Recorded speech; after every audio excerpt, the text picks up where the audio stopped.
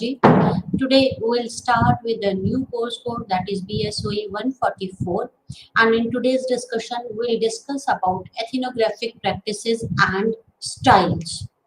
Right. There is a debate on doing ethnography. Right. What is the ethnographic tradition?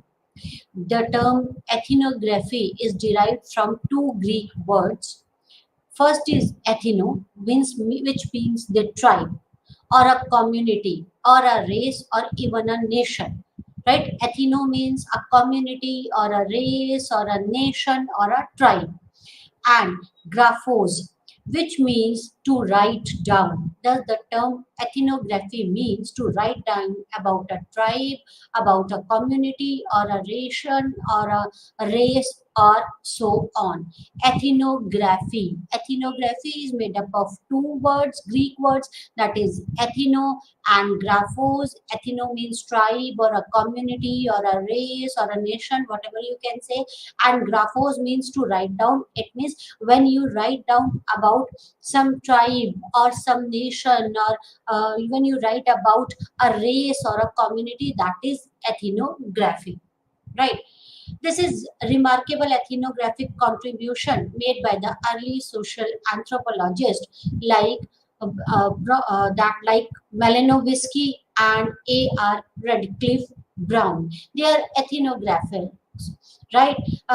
We know that Malinowski, and A.R. Radcliffe Brown are the anthropologists, and they use this ethnography technique. They started writing about a particular tribe or a nation or a community. Both of these anthropologists belongs to the British school of thoughts. We discussed about the various sociological schools, and A.R. Radcliffe Brown and Malinowski both are anthropologists, and they belong to the British school of thoughts. B. Malinowski, a Polish anthropologist who conducted a study of Trobriand Island in the West Pacific during 1920s. Right, so he studied about a tribe, right? That is that is Trobriand Island. That is, he studied about a tribe on the Trobriand Island in the West Pacific, right? So he was an ethnography. Malinowski's approach was later adopted by A.R. Radcliffe Brown in his anthropological study of Andaman Islander, right? There are different terms used by two elite disciplines, anthropology and sociology, former belonging to British School of Thoughts and later belonging to the Chicago schools. British School of Anthropologists called it ethnography, while Chicago School of Sociologists call it participant observation. See, we discussed about the schools of thoughts. There is one school, that is the British School, and another was the Chicago School, right?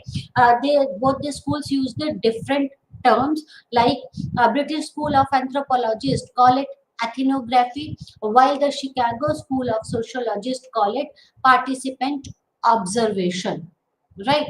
As per Hamsley and Atkinson, ethnography usually involves the researcher participating overtly or covertly in people's daily lives for an extended period of time, watching what happens, listening to what is said, and or asking the question through informal or the formal interviews, collecting documents and artifacts, in fact gathering whatever data is available to throw the light on the issues that are emerging focus of inquiry. So as per Hamsley and Atkinson, what is ethnography? Ethnography involves, what is ethnography? In ethnography, the researcher involves himself or herself into people's daily life.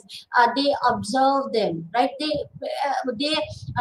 that is, they participate. Researcher participates in people's daily life, right? Over extended period of time, overtly or covertly, right?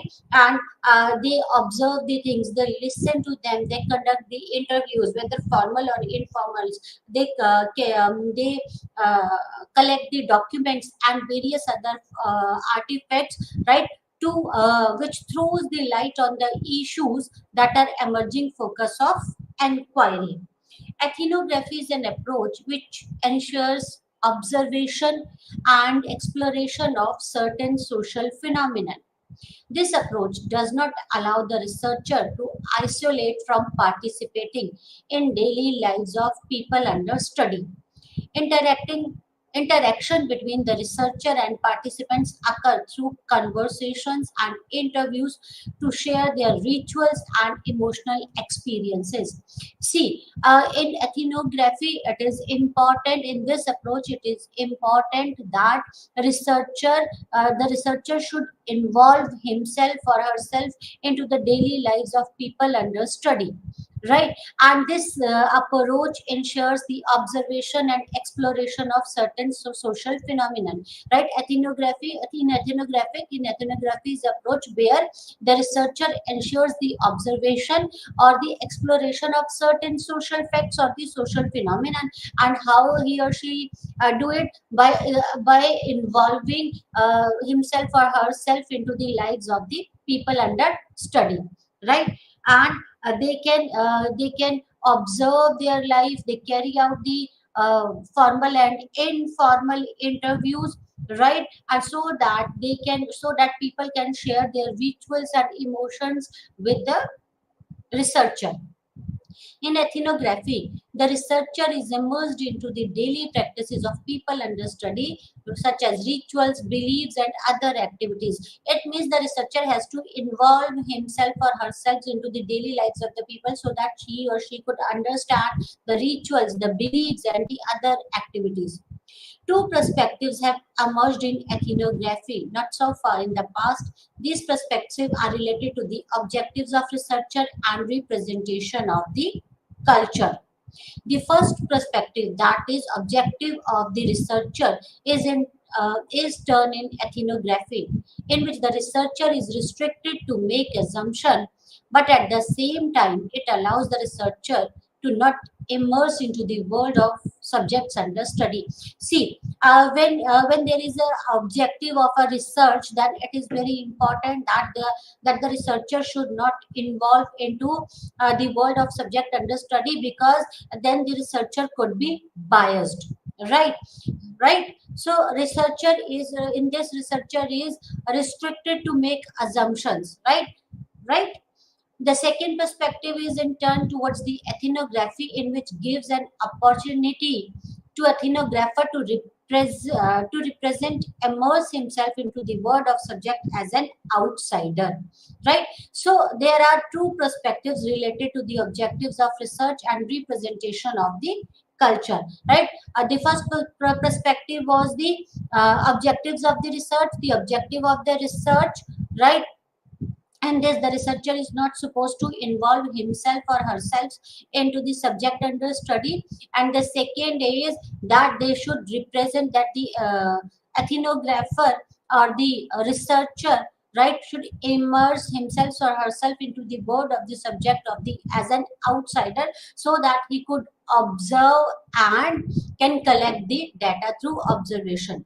There are certain conditions for doing ethnographic research, right? If you want to carry out the ethnographic research, there are certain conditions like Murchison has pointed out a few important ones which can be employed in ethnography in present time, also because the conditions are universal to ethnography. The first condition is considering ethnography of Trobriand Islander Malinowski. In this work, generally acknowledged that ethnography required a lengthy stay in the field, right?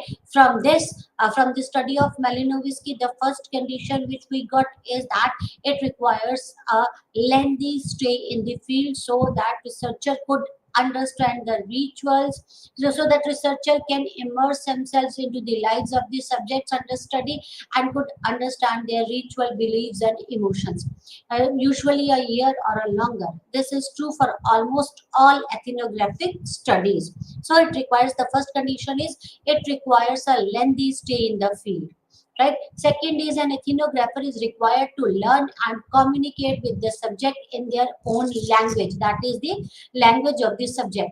This is one of the important conditions of doing ethnography.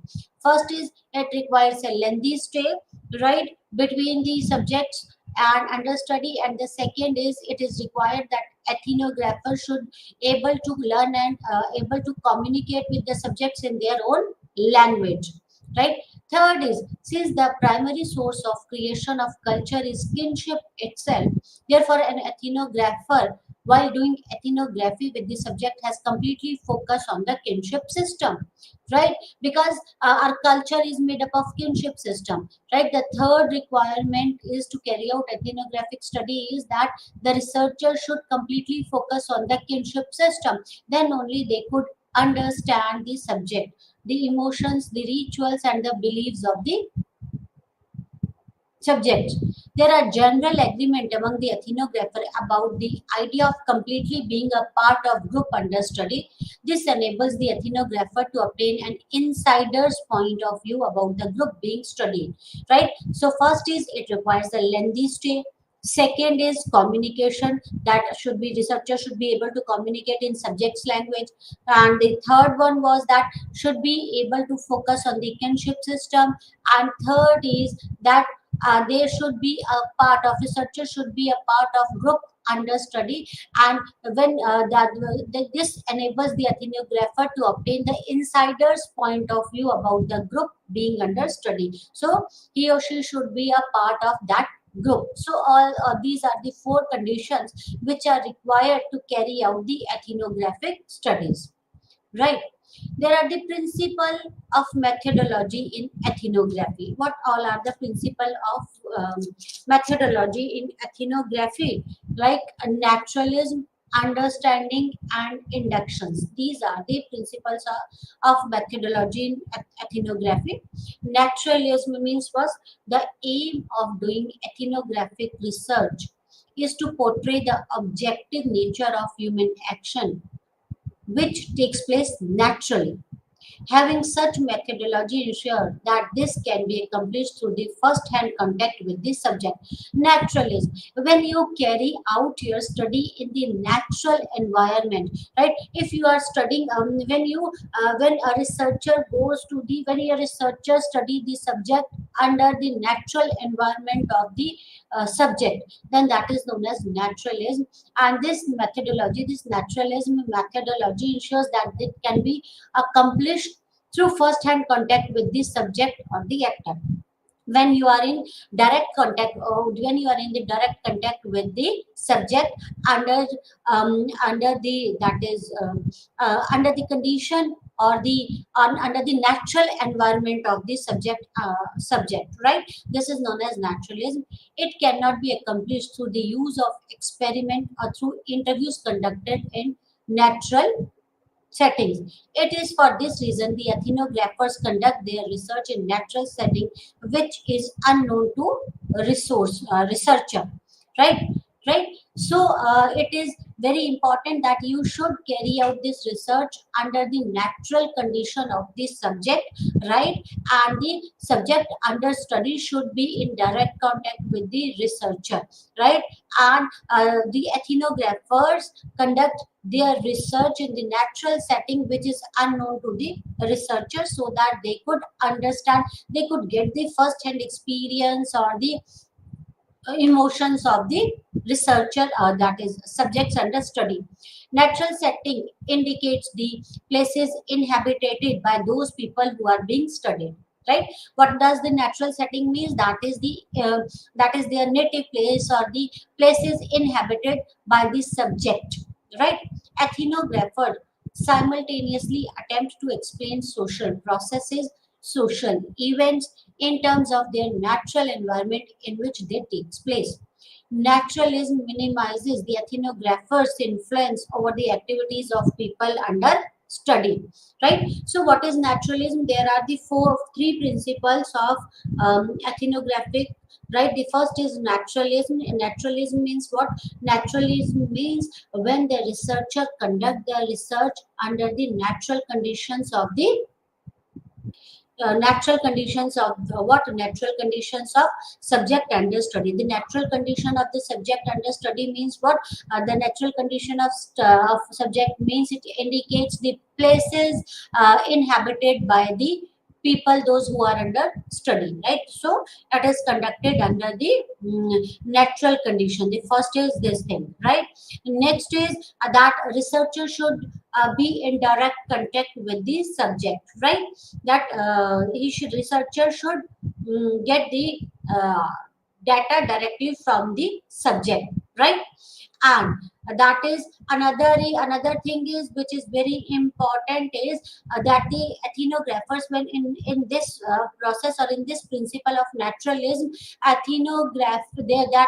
ethnographer try to understand their social events, social process under natural conditions or under natural environment in which they take place, right? What is the reason behind that natural social process or social phenomenon, right?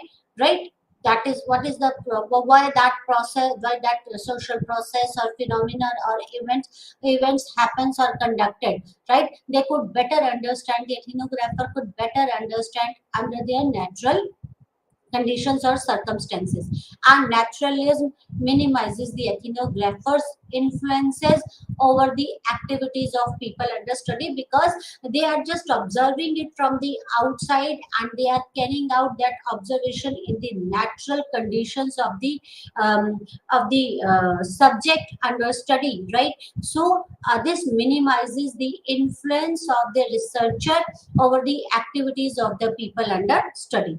The second principle is understanding. First principle was naturalism. The second principle is understanding. Ethnography involves explaining the activities of human beings in their natural settings. This explanation is possible only when the ethnographer has the understanding of the environment or culture in which humans perform these activities. So, that ethnography, what does the ethnography involves? It involves the activities of human being and the natural setting, and you have to and researcher has to explain it. Ethnographer has to explain it, and just to explain that phenomenon or process, it is very important that researcher should have understanding about the environment, about the culture, right, in which human perform those activities, right? Then only you can explain those phenomenon or social processes, right? In order to avoid flaw in ethnography, the ethnographers need not presuppose then that he has an understanding of the people's perception about certain action, because there are possibilities, and in fact people can have differing views about the world in which they live. So it is, and this indeed a case of modern complex society in which there is a diversity of people and each having its own perception and understanding of the world. So right, so it is very important, it is prerequisite that researchers should understand the culture and the environment of the subject under study, and then only he or she could explain the social phenomenon or the phenomenon or the events, right? Of this Then only he can explain the social processes, phenomenon, and other thing, emotions of the subjects, right?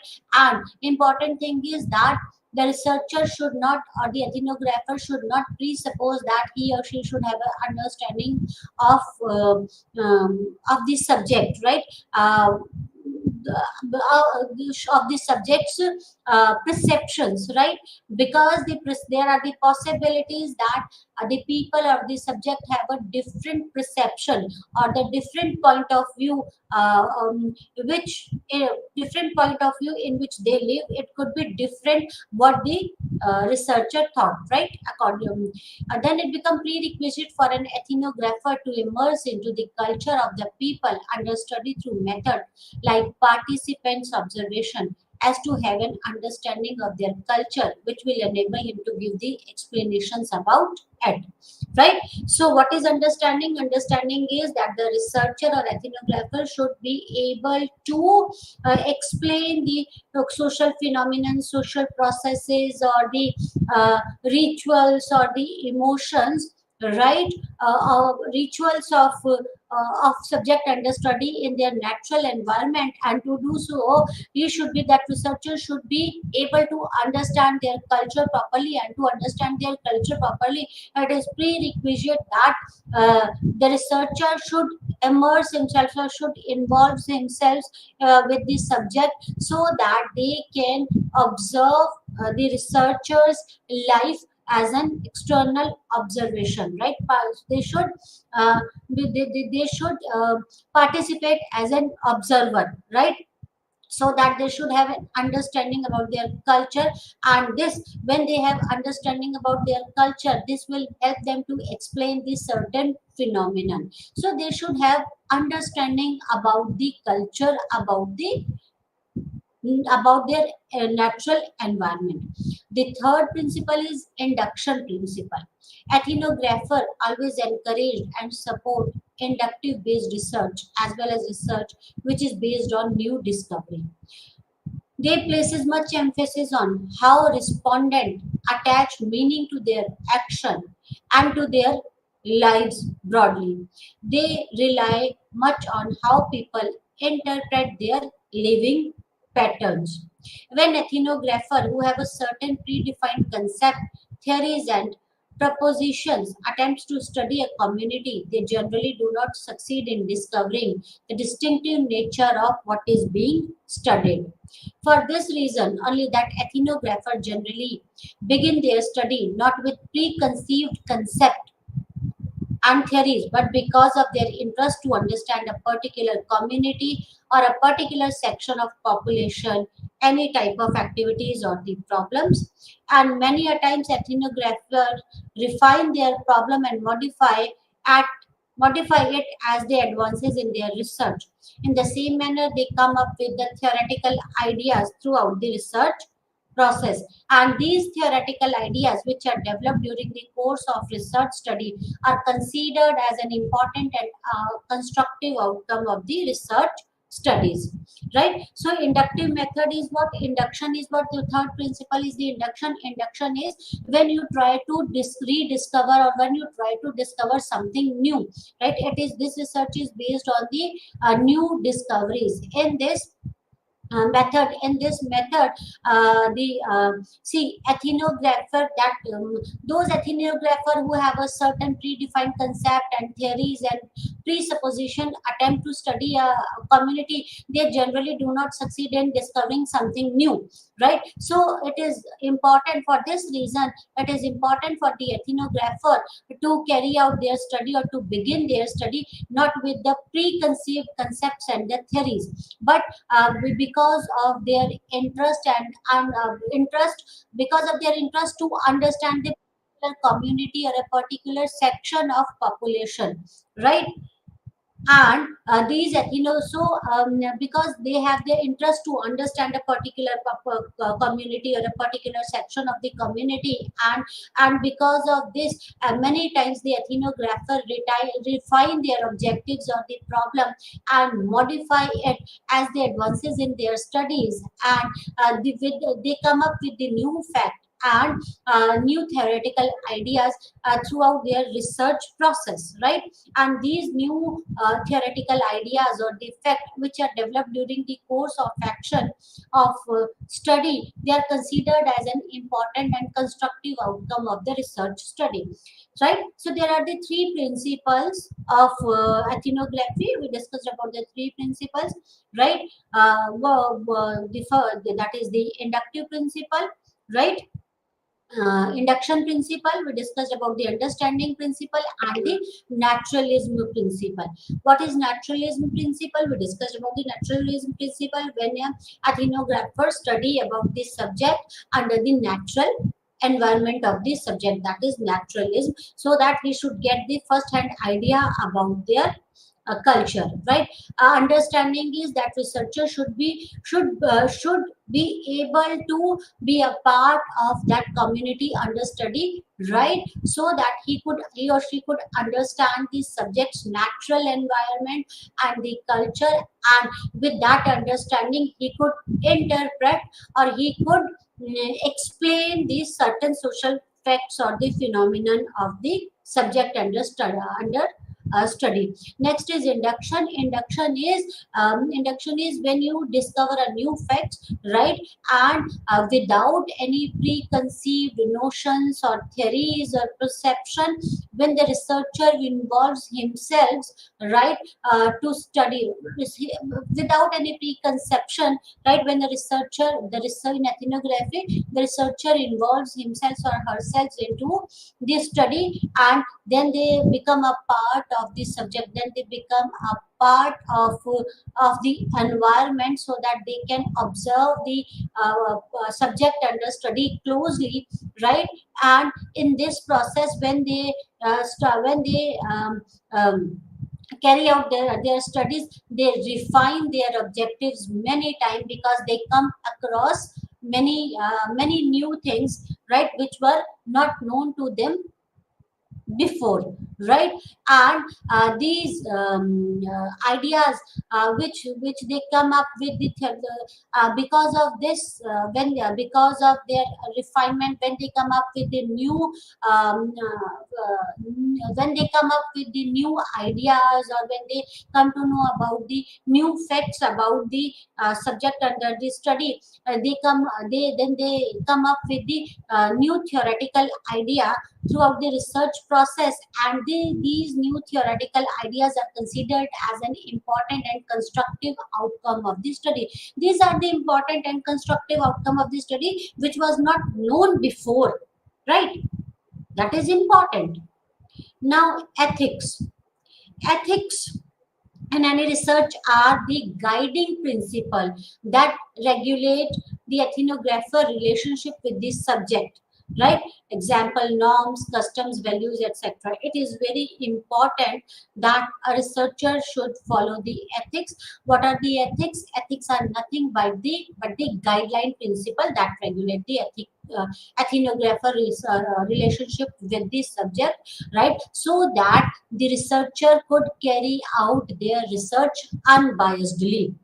The ethical issues are an act of command about the way ethnographers should act with the people under study in order not to cause any harm to them. Right? So it is very important that the researcher should, or the ethnographer should carry out their study, right, without causing any harm to the subject under study. Right? This is very important, because ethics are the guiding principle that regulate the research, right? Ethnographers get to know about the people living in the group as well as understanding their culture. Ethnographers do so by establishing a relationship with people under study and gaining the trust of the people. And this is considering as one of the vital strength of ethnography, right? In ethnography, it is very important that you should have a good relationship with the subject under study. Then only you could know about that subject in a proper way, right? And that is the good relationship with the subject under study is one of the vital strength of the ethnography, right? But many consider it challenging in this sense that establishing a relationship with unknown people and gaining trust are not easy process. Why should I trust you, right? So it's not an easy process, right? Because gaining trust and creating a relationship or establishing a relationship with the stranger is not an easy task. Once the relationships are established and trust of people is gained, ethnographers are bound to follow certain ethical practices such as protecting the people under study, right? That one should once you have gained their trust, it is important, and it is the responsibility of the researcher that it is the responsibility of the researcher to protect the people under study. They should not be harmed in any way. Ethnographer in the first instance are supposed to keep their subject well informed about maintaining confidentiality through protecting their identities and using specific suitable pseudonyms against their actual names. So their that is the protection is the first and the foremost requisition of for the ethnographer, and the ethnographer is supposed to keep their subjects well informed about their confidentiality. How will they maintain their confidentiality? And they will use their pseudonyms of the subject rather than their actual names, just so that they could protect the people under study. People under study are to be informed about the objectives of doing ethnography, right? That is, first is you should protect them, right? You should protect their identity. Second is that your objective should be well informed. They should be well informed about the objectives of the study. The subject should be well informed about the objectives of the study. Why do you want to carry out that study? Other than gaining their trust, receiving their consent to participate in the research process, taking care of their privacy, and not causing any type of harm to them. Like, first is you have to gain their trust, then you have to maintain their confidentiality, then you should tell them the objectives of the study, and then the researcher should take the consent of they should take their consent to participate in the research process. And then it is responsibility of the researcher to take care of their privacy, right, and not causing any harm to them. These are the some preconditions of ethnographic research, which are important consideration for an ethnographer, right? There are certain new approaches in ethnography. What all are those new approaches in ethnography? New approaches in ethnography started emerging in 1917s, right? The study was conducted by the B. Malinowski in 1920. He studied about the Torabanda Islanders, right? Research process. It is understood as an intersection of various feminist theories and ethnographic tradition, which attempts to investigate lived experiences and role associated with females in society. So, female feminist ethnography, as the name indicates, it is the study of the females. Right, in this, the researcher attempts to investigate the about the experiences and the role associated with the females in the society. That is, it is study on the basis of the gender. Three conceptual stages can be mentioned if one intended to trace the history of feminist ethnography. There are the three stages. First is the first stage corresponds to the period of 1850 to the 1920.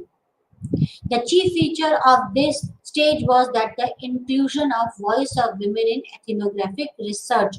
So that the voice of women has been included in this ethnographic research in the first phase, that is from 1850 to 1920. Such ethnographic studies were conducted majorly by male, with the male respondent. This brought about a major shift in ethnographic research in terms of women doing ethnography on the issues of women. Right. See, irony, right? They see a majority of research ethnographic studies were conducted by the male, with the male respondent, but right, but from 1850 to 1920 there was the first phase of feminist ethnography. In this, there is a major shift in ethnographic research, that is the women doing ethnography on the issues of women, right? New perspective emerged when women would conduct ethnographic research on the women to generalize the issues and the concerns of their female informants, unlike men who could conduct feminist ethnographic research from the viewpoint of the male informants only, right? So this was the first phase. The second stage corresponds the period between 1920 to 1980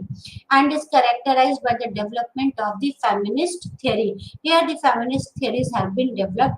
New shades of understanding distinction between the males and female took place, and there were discourse among the feminists over the distinction between the biological sex and the cultural construction of the gender, right? It forced feminist ethnographer like Mead and Friedan, right, towards rethinking about the power relationship surrounded about this type of distinction, right?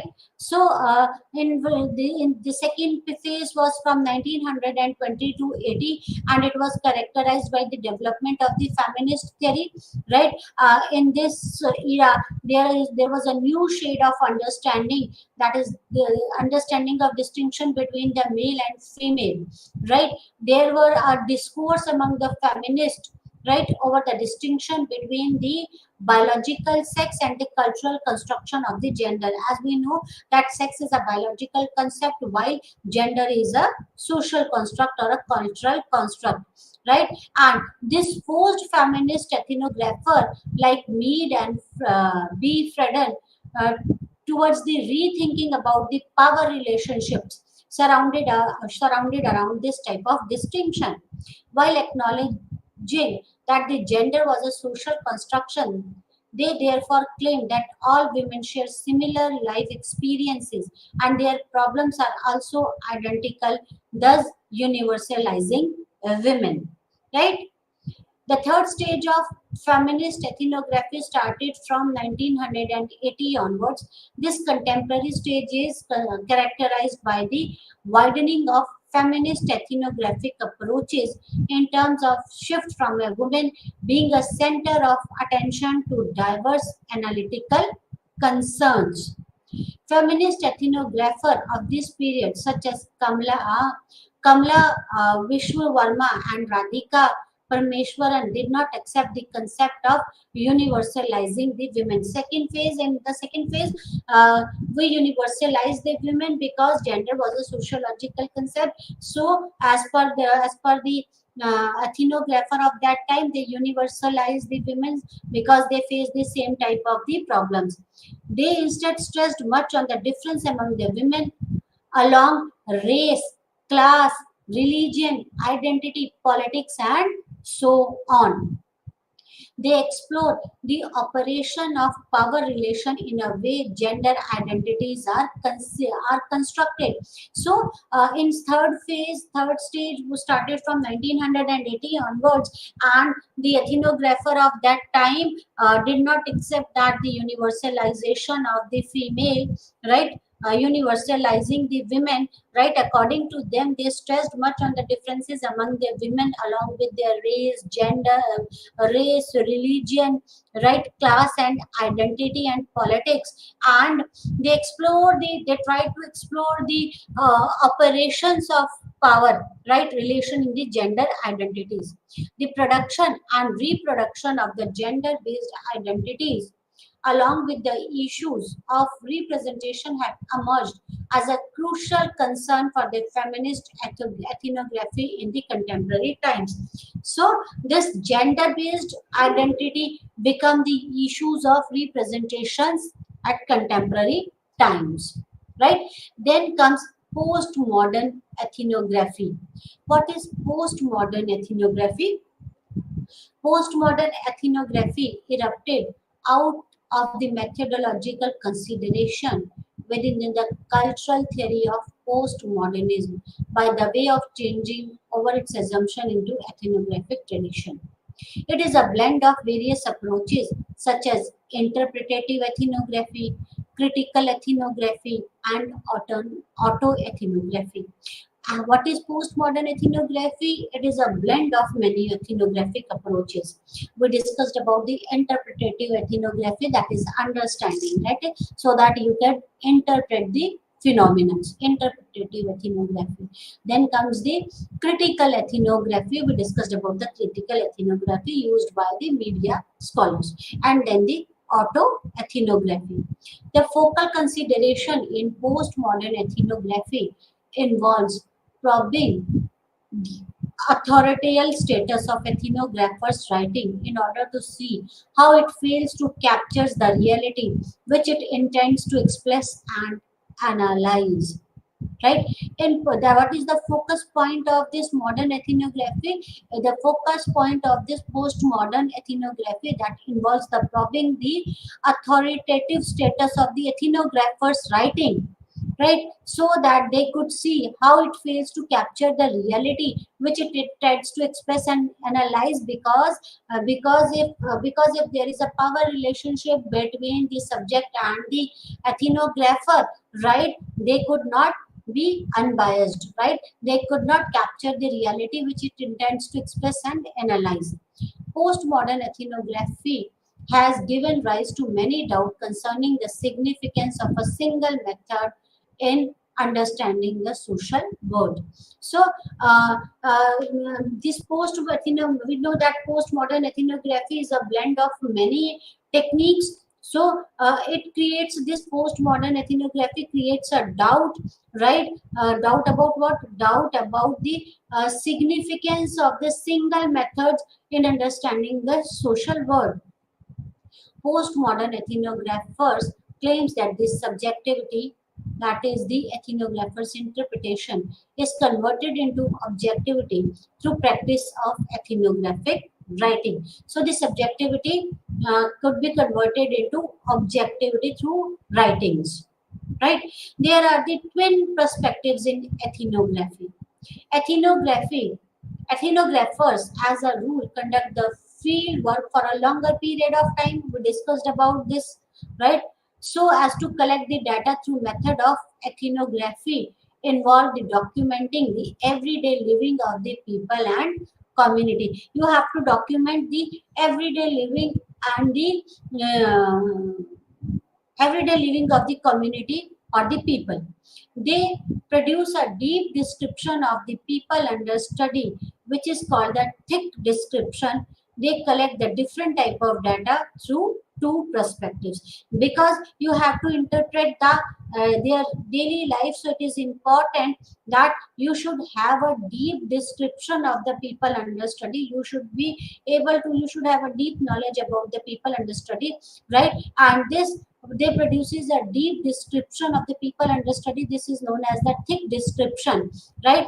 And they collect the different type of data through two perspectives, that is through emic perspective and through the etic perspective. What is emic perspective? Emic perspective, also called as the insider's perspective about reality, is at the heart of ethnography. Emic perspective is, that is insider's perspective about reality. What the insider or the subject under study thinks about that, right? That is the heart of the ethnography. This perspective is instrumental to ethnography as it helps to understand and explain the situation and lives of people as they occur in their natural environment. That is the emic perspective. Emic perspective is what? When you conduct the research, when you try to get the insider's perspective under natural environment, that is the emic perspective. It includes the perception of people under study. These perception of people may although differ from the objective reality. However, they aid the ethnographer in understanding why people do what they do, right? It does not include prior assumption about the functioning of a social system. Rather, it relies on the phenomenological approach in order to understand how the social system works. Amic perspective recognizes and accepts the diverse realities about the people and their social world. So, what is emic perspective? Emic perspective is to understand the insider's perspective under natural phenomenon, right? That is the emic perspective. In emic perspective does not include any prior assumptions, right? In this, the ethnographer try to understand why people do what they do. There is no prior assumption about the functioning of the social system. Rather than this, they work on the phenomenological approach in order to understand how the social system work, right? Amic perspective recognizes and accepts the diverse realities about people and their social world. This sort of recognition and acceptance of more than one reality is vital to understand why people act in the way they act and why people think in a certain specific way. The difference in the perception about the realities offer an in-depth insight into their religious, socio-economic, and the political position, right? So that when you could understand why people do, why people react or act in a certain way, why people think in a specific way, one could understand, one could get in-depth realities or insight about their religious, socio-economic, and the political position. In order to explore emic perspective, the ethnographers immerse themselves into the community of people under study. They communicate with the people in their natural settings. They observe people and their actions and behavior as way they do and perform their roles, and most importantly, ethnographer participates in the daily activities of people under studies. This perspective is crucial for ethnographers in terms of acquiring a deep understanding of the culture of the people, which is different from the perception of the ethnographer. So, there are the two perspective, the emic perspective and the etic perspective, right? What is the emic perspective? Emic perspective is when the researcher or the ethnographer try to understand the insider perspective in under natural environment, right? And there was no preconception about the social processes, right, of the social process. There was the no preconception about the social processes, right, or the other activities, right? That is, in this, the ethnographer tries to understand why they do, why they people do in a certain or behave in a certain way, why they do what they do, right? They are in this emic perspective, the ethnographer immerse themselves into the community of people under study, right? And and they communicate in their language, in their natural settings, right? Right. And they observe the people for their actions, their behavior, the way what they do, why they do. And most importantly, the ethnographer participates in the daily activities of people under study, right? The perspective is crucial for ethnographers in terms of acquiring the deep understanding of the culture of people, which is different from the perception of ethnographer, right? See, there were that is it is very important for the ethnographer to acquire the deep understanding of the culture of the people, right? It could be different from the perception of the perspective of the ethnographer. This was the emic perspective, right? Next is etic perspective. What is etic perspective? Etic perspective refers to an external perception of social reality. It is a social scientific perception of the behavior of people, which is made by observer without any emic influence. These perceptions are meaningful for ethnography. Ethic perspective refers to an external perception of social reality, which one percept externally about the social reality. It is a social scientific perception of the behavior of people, which is made by an observer without any emic influence, right? That is, this is a scientific perception of the behavior of people. These perceptions are meaningful for ethnographer. Ethic perspective are generated when ethnographer talks and holds discussion with the people in their own community. Ethic explanation have its basis in the science as well as ethnographers' prior knowledge about the historical, economic, and political studies. This perspective does not consider the views of member as not worthy because the member of a community under study cannot observe their own behavior from the different perspective. This perspective involves the outsider's viewpoint about a certain culture or activities, and this outsider is an ethnographer who relies on their own perception and ideas in order to explain their culture. Right, so this is ethic perspective. In ethic perspective is what that is when some this is refers to as an external perception of social reality. In this, the insiders are not involved. The ethnographer, the outsider or the ethnographer tries to explain this certain phenomenon, right? They tries to certain phenomena or the cultural activities, right? Because insiders are not involved in this static perspective because it has been considered in this perspective that the community under study cannot observe their own behavior from the different perspectives. Scientific ethnography, past and present.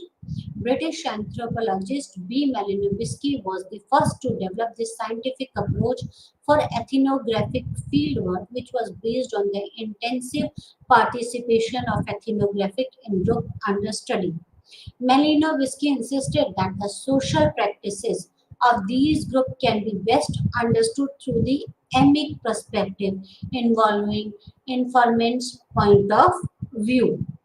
During its infancy stage, researchers were devoted towards making ethnography a scientific approach. They produces a manual for researcher in anthropology. This manual consisted of series of instruction information about the process of doing ethnography. It was considered correct and precise than the description of those who traveled a long distance for the field work. However, the preciseness of this approach was not considered accurate for scientific experiments. Scientific approach is basically a feature of positivism which can be tested independent of the researcher. At the same time, there was a naturalist aspect involved in the ethnography. This naturalist aspect is more interpretative rather than scientific. It cannot either be verified by test. However, what distinguishes it from the positivism is fact that ethic perspective is an important consideration in this. The main aim of ethnography during those times was to provide the analytical explanation of other culture than testing then any hypothesis, right? So today we discussed about the ethnographic practices and the styles, right? What is ethnography? We discussed about what is ethnography. Ethnography is derived from the two Greek words, that is ethno and graphos. Ethno means a study of a tribe or a community or a race or a nation, and grapho means to write down. That is ethnography means that to write down about a tribe, a community or a nation or anyone, right? That remarkable ethnographical contributions were made by the Malinowski and Radcliffe Brown. Malinowski started this ethnographical studies, right? There we discussed about the principles of ethnography. We discussed about the three principles of ethnographical studies, that is naturalism, understanding and induction. Naturalism is when you conducted the study, right? When you conducted this study under the natural environment in which the subject under study inhabits, right? That is the naturalism, and the researcher become a part of that natural environment. Understanding is the second principle is understanding. It is important for the ethnographer to understand the culture or the natural environment of the subject under study, and they should be able to communicate with the subject under study, right? So they should have an understanding about the natural environment, about the subject. Then comes the induction. We discussed about the induction. Induction is what? Induction is that it encourages the support inductive based research as well as research based on the new discoveries, right? That is the ethnographer when there was no predefined concepts and the theories, right? That they develop the concepts or theories during the studies, that is the induction, right? Then we discussed about the certain ethics which we should consider while we are doing about this type of the study, that we should, it is the responsibility of ethnographer or researcher to take care of the privacy of the participants, right? They should be well versed with the objectives of the study, right? And that is one should use the pseudonym rather than their natural names, right? They should take care of the consent of the participants before conducting the research, right?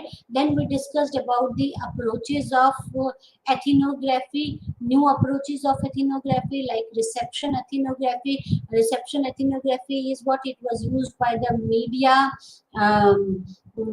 ethnographer when they critically analyzed the ethnographies, right? Then came the then we discussed about the feminist ethnography. That is feminist ethnography. We discussed about the three phases of feminist ethnography, right? It is a qualitative methodology, right? Which investigates the life experiences of people under their natural surroundings. Feminist methodology is when the people started studying about the female problems, right? Or the female issues, and the females were the ethnographers as well. There were the participants were the females. Then we discussed about the postmodern ethnography, right? That is in second phase, um, uh, postmodern ethnography. Then we discussed the twin perspective of the ethnography, that is the emic perspective and the etic perspective.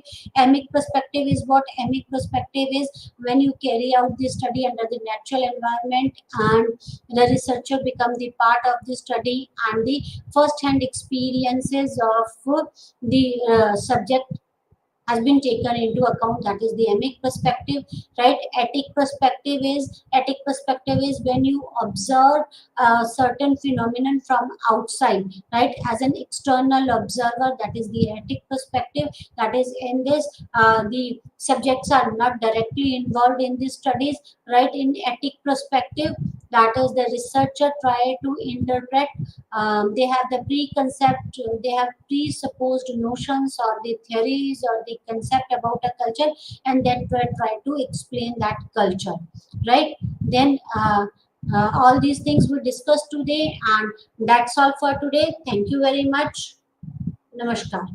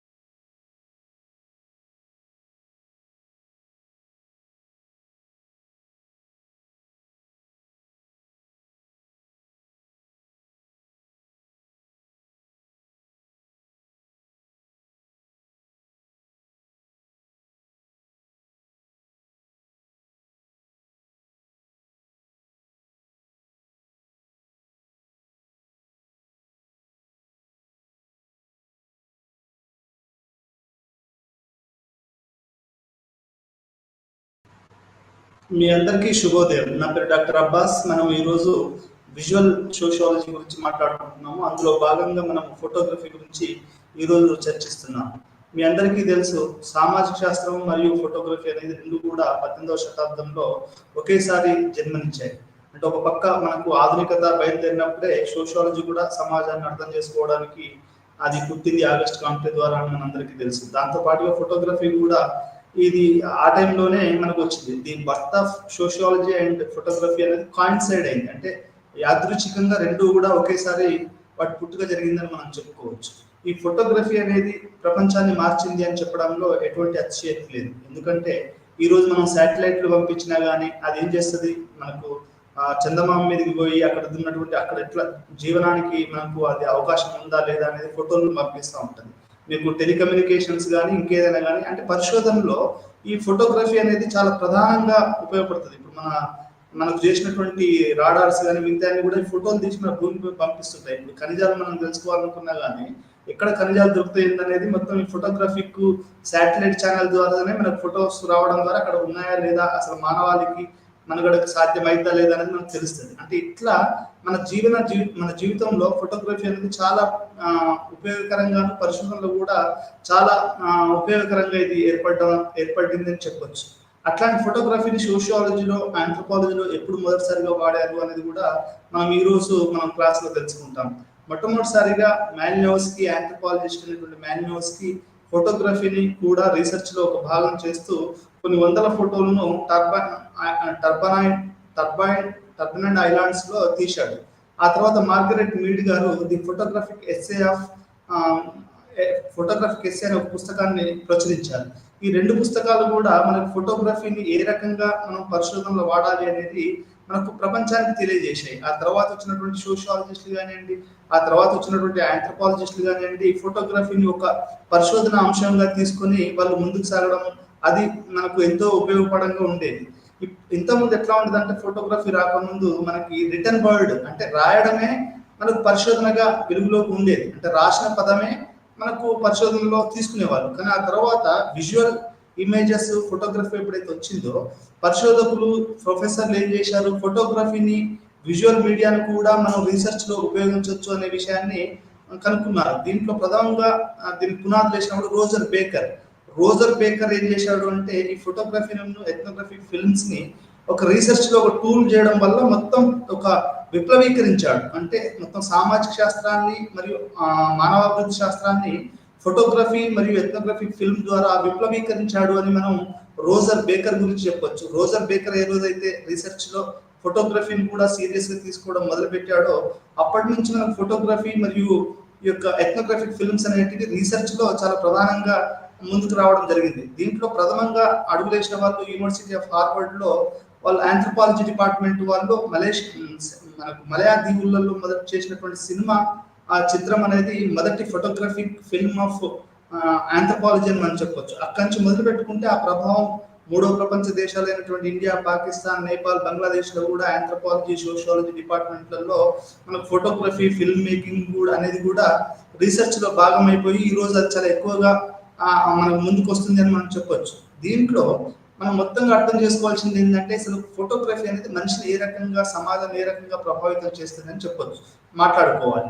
అంటే దీంట్లో మనం looking glass self theory అని మనకు ఒక సిద్ధాంతం ఉంది. అంటే మనిషి తనకు తాను ఎట్లా ఆలోచిస్తాడు అంటే, ఒక ఉదాహరణ మీకు ఒకటి చెప్పాలంటే, ఒక మనిషి ఏమనుకుంటాడు అంటే తాను ఇంటెలిజెంట్ అనుకుంటాడు. అంటే నేను తెలివి కలవాన్ని అని అనుకుంటాడు.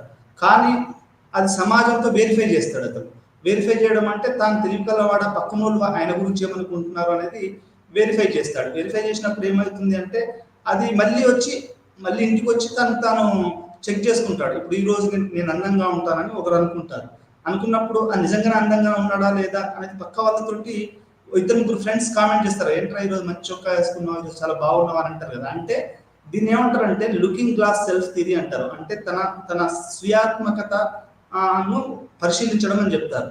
దీంట్లో మనిషి, సమాజము, స్వీయాత్మకత, ఫోటోగ్రఫీ ఇవన్నీ కూడా కలిసి మనకు ఒక మనిషిని, సమాజాన్ని ఇవి అంతర్భాగంగా ఉండి ముందుకు తీసుకెళ్తాయి అనేది మనం చెప్పొచ్చు. ఫోటోగ్రఫీ అనేది కూడా ఇక్కడ ఏం చేస్తుంది అంటే ఒక మనిషిని తనకు తాము మన అద్దం ముంగట నిలబడి ఎట్లా చూసుకొని మనం చూసుకుంటామో, మన ఫోటోగ్రఫీ కూడా ఏం చేస్తుందంటే మనల్ని మన మన మన వ్యక్తిగత చిత్రాలని, సమాజ చిత్రాలని అది ఉన్నట్టుగా చిత్రీకరిస్తుందని మనం చెప్పవచ్చు.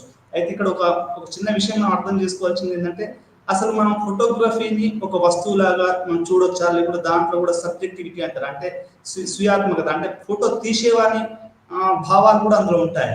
మొదట్లో ఏమనుకునే వాళ్ళు 18వ శతాబ్దంలో 19వ శతాబ్దంలో ఏమనుకునే వాళ్ళు అంటే ఫోటో అనేది ఒక ఆబ్జెక్టివ్ ఎంటిటీ అనేవాళ్ళు. అంటే ఒక ఎటువంటి దాంట్లో ఫోటోగ్రఫీ అనేది ఎటువంటి ఒక ఆబ్జెక్టివ్ అంటే సత్యంతో కూడుకున్నటువంటి విషయంగా మనం ఫోటోని చూసేవాళ్ళు. కానీ తర్వాత పరిశోధనలు ఏమర్థమైందంటే ఫోటో చూడటమే కాదు, ఫోటో తీసిన వాళ్ళ గురించి కూడా మనం ఆలోచించాలి. ఎందుకంటే ఆ ఫోటో ఎవరు తీశారు, ఎంత లైటింగ్ వాడాడు, ఏ యాంగిల్లో వాడాడు, బ్లాక్ అండ్ వైట్ ఎందుకు తీశాడు అనేది కూడా ప్రధానంగా చూపిస్తారు. ఇప్పుడు ఒక విలేకరు తీసిన ఫోటోకి, ఒక కవి తీసిన ఫోటోకి, ఆ తర్వాత ఒక రీసెర్చర్ తీసిన ఫోటోకి 3 ఫోటోలు కనుక మనం తీస్తే ఒకే విషయాన్ని 3 యాంగిల్స్ లో అవపడుతుంది. అంటే దాని అర్థం ఏంటంటే ఫోటో అనేది ఒకటే, కానీ అక్కడ తీసిన వ్యక్తుల వల్ల ఆ ఫోటోలో వేరు యాంగిల్స్ రావడం అనేది జరుగుతుంది. అంటే ఫోటో అనేది ఒక ఆబ్జెక్టివ్ మాత్రమే కాదు, అంటే ఒకటే సత్య రూపం కాదు, దాంట్లో తీసిన వాళ్ళది కూడా తెలుసుకోవాలనేది మనకు సోషియాలజీ చెప్తుంది. అందుకని ఇప్పుడు మీరు స్పిల్బర్గ్ తీసిన ఒక ఫోటో తీయండి, లేకపోతే ఈ మధ్య నేను ఒక సినిమా చూశాను, అదేంటంటే జాల్ అని జాతీయ అవార్డు పొందిన సినిమా. మీరు దాంట్లో ఫోటోగ్రఫీ చూడండి, నాకు తెలిసి ఆ సినిమా ఒక అద్భుతమైనటువంటి సినిమా, భారతీయ సినిమా అని చెప్పొచ్చు. జాల్ అంటే మంచినీళ్ళు అని. ఈ సినిమా ప్రతి ఫ్రేమ్ కూడా మీకు ఫోటోగ్రఫీ మీదనే, అసలు ఆ విజువల్స్ చూసిన బ్రీత్ టేకింగ్ విజువల్స్ అంటారు దాన్ని. అంటే మనం అసలు ఊపిరి తీసుకునే రకంగా వాడు ఫోటోలు తీశాడు, ఫోటోలు విజువల్ చేశాడు. జాల్ అనే సినిమా అంటే నీళ్లు అని అర్థం దాన్ని తెలుగులో చెప్పాలి అంటే. ఆ సినిమా మొత్తం ఫోటోగ్రఫీ మీదనే ఉంది, అది జాతీయ అవార్డు వచ్చింది, అంతర్జాతీయ సినిమాలు కూడా ఆ సినిమా ఎంపికైంది. అంటే ఒక సినిమా తీయడంలో ఫోటోగ్రఫీ అనేది ముఖ్యం, ఒక పరిశోధన చేయడంలో ముఖ్యం, ఒక శాటిలైట్ పంపించినప్పుడు అక్కడి నుంచి వచ్చే ఇమేజెస్ మనకు ముఖ్యం, అదే రకంగా ఖనిజాలు తెలుసుకోవాలన్న ఫోటోగ్రఫీ ముఖ్యం. ఈ రకంగా మన జీవితంలో, సమాజంలో ఫోటోగ్రఫీ అనేది చాలా ముడిపడి ఉంది అనేది మనం ఇక్కడ అర్థం చేసుకోవాలి. దీంట్లో మన గుణాత్మక పరిశోధన మరియు వివరణాత్మక పరిశోధన అనేది ఉంటుంది. ఈ ఫోటోగ్రఫీ అనేది మనం కనుక చూస్తే మనకు ఇండియాలో కొంతమంది ఫోటోగ్రాఫర్లు మాత్రమే చాలా ప్రధానంగా అవపడతారు. ఫోటోగ్రఫీ తీయడం కూడా ఒక కళ అని చెప్పొచ్చు. ఎందుకంటే మీరు కనుక అబ్బాస్ కిరస్తామి ఉన్నాడు, ఇరానియన్ ఫిల్మ్ డైరెక్టర్. ఆ ఇరానియన్ ఫిల్మ్ డైరెక్టర్ కనుక చూస్తే ఆయన తీసిన ఫోటోలు కానీ, ఆయన రాసిన కవిత్వం కానీ, ఫోటోగ్రఫీ కూడా ఒక కవిత్వం లాంటిదండి. ఎందుకంటున్నానంటే ఎట్లా పడితే అట్లా ఫోటోలు తీయడం కాదు, ఫోటోలు తీయడం అనేది ఒక కళాత్మకమైనటువంటి ప్రక్రియగా మనం చెప్పొచ్చు. అది మనం ఏదో కెమెరా ఉందని మనం ఇప్పుడు పెన్ను ఉన్న ప్రతి ఒళ్ళు కవిత్వం రాయలేదు కదా. మీకు ఉదాహరణ ఏంటంటే ప్రతి వాళ్ళ దగ్గర పెన్ను ఉంటుందండి, చదువుకున్న వాళ్ళ దగ్గర. అందరు కవిత్వం రాస్తారా? రాయలేదు.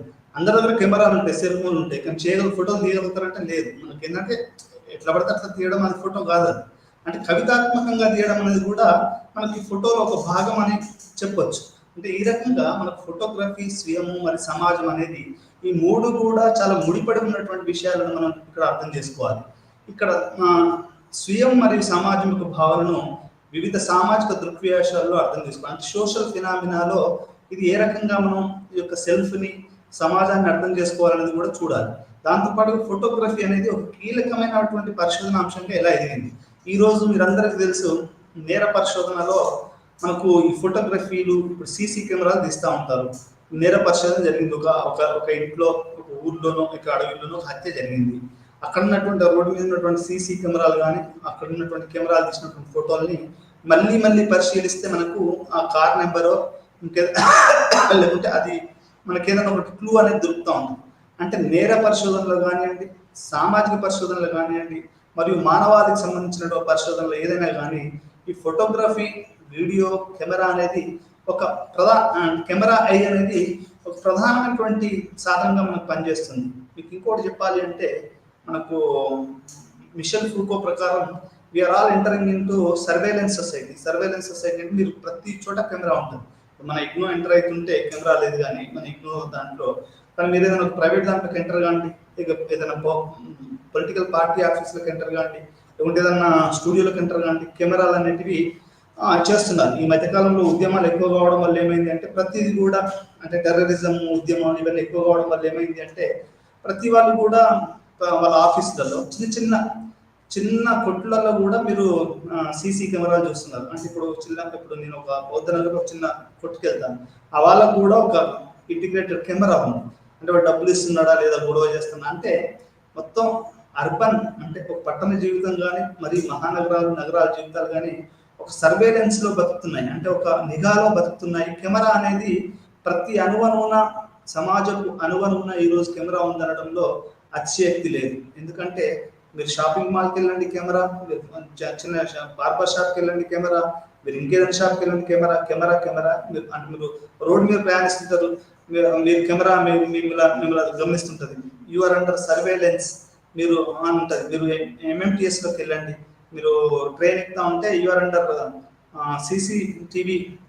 సీసీటీవీ కెమెరా సర్వేలెన్స్ అని ఉంటుంది. అంటే కెమెరా అనేది మనల్ని ఎప్పటికీ అంటుపెట్టుకొని మనల్ని ఒక నిఘా నేత్రంగా అది పనిచేస్తుందని మనం చెప్పుకోవచ్చు. ఎందుకు జరుగుతుంది ఇదంతా అని మీరు అడగొచ్చున్నాను.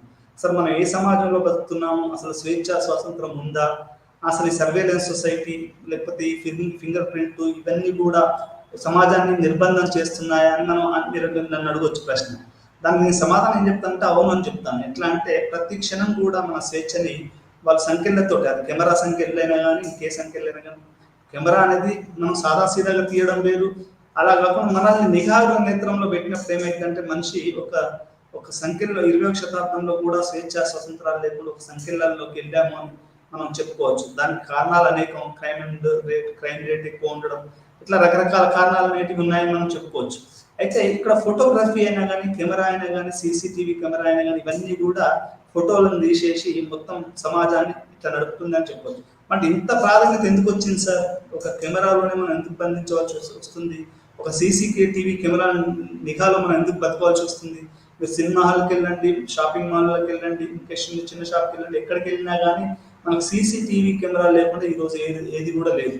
అంటే మనకు పరిశోధనలో, సినిమాలలో, మన సమాజ జీవితంలో, మన జీవితంలో సెల్ఫీస్ వచ్చాయి. మీరందరికీ తెలుసు, కొంతమంది అబ్బాయిలు ఈ మధ్యలో బాంబేలో ఒక వీడియో వచ్చింది. ఆమె సెల్ఫీ తీసుకుంటూ సముద్రంలో కూర్చొని అట్లా ఒక అలో చేసి కొట్టుకొని చనిపోయింది.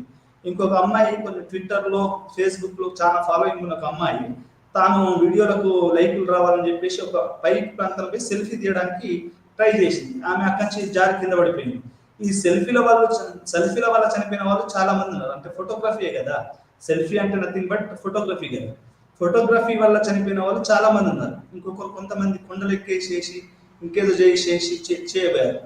ఫోటోగ్రఫీ అంటే యాక్చువల్గా మీనింగ్ ఏంటంటే అండి, ఫోటో అంటే మనకు లైట్ అని అర్థం, గ్రఫీ అంటే దాని యొక్క కళ, లైట్ కళ అంటే ఒక కాంతి వేసిన బొమ్మ అని చెప్పొచ్చు, కాంతి కళ అని చెప్పొచ్చు.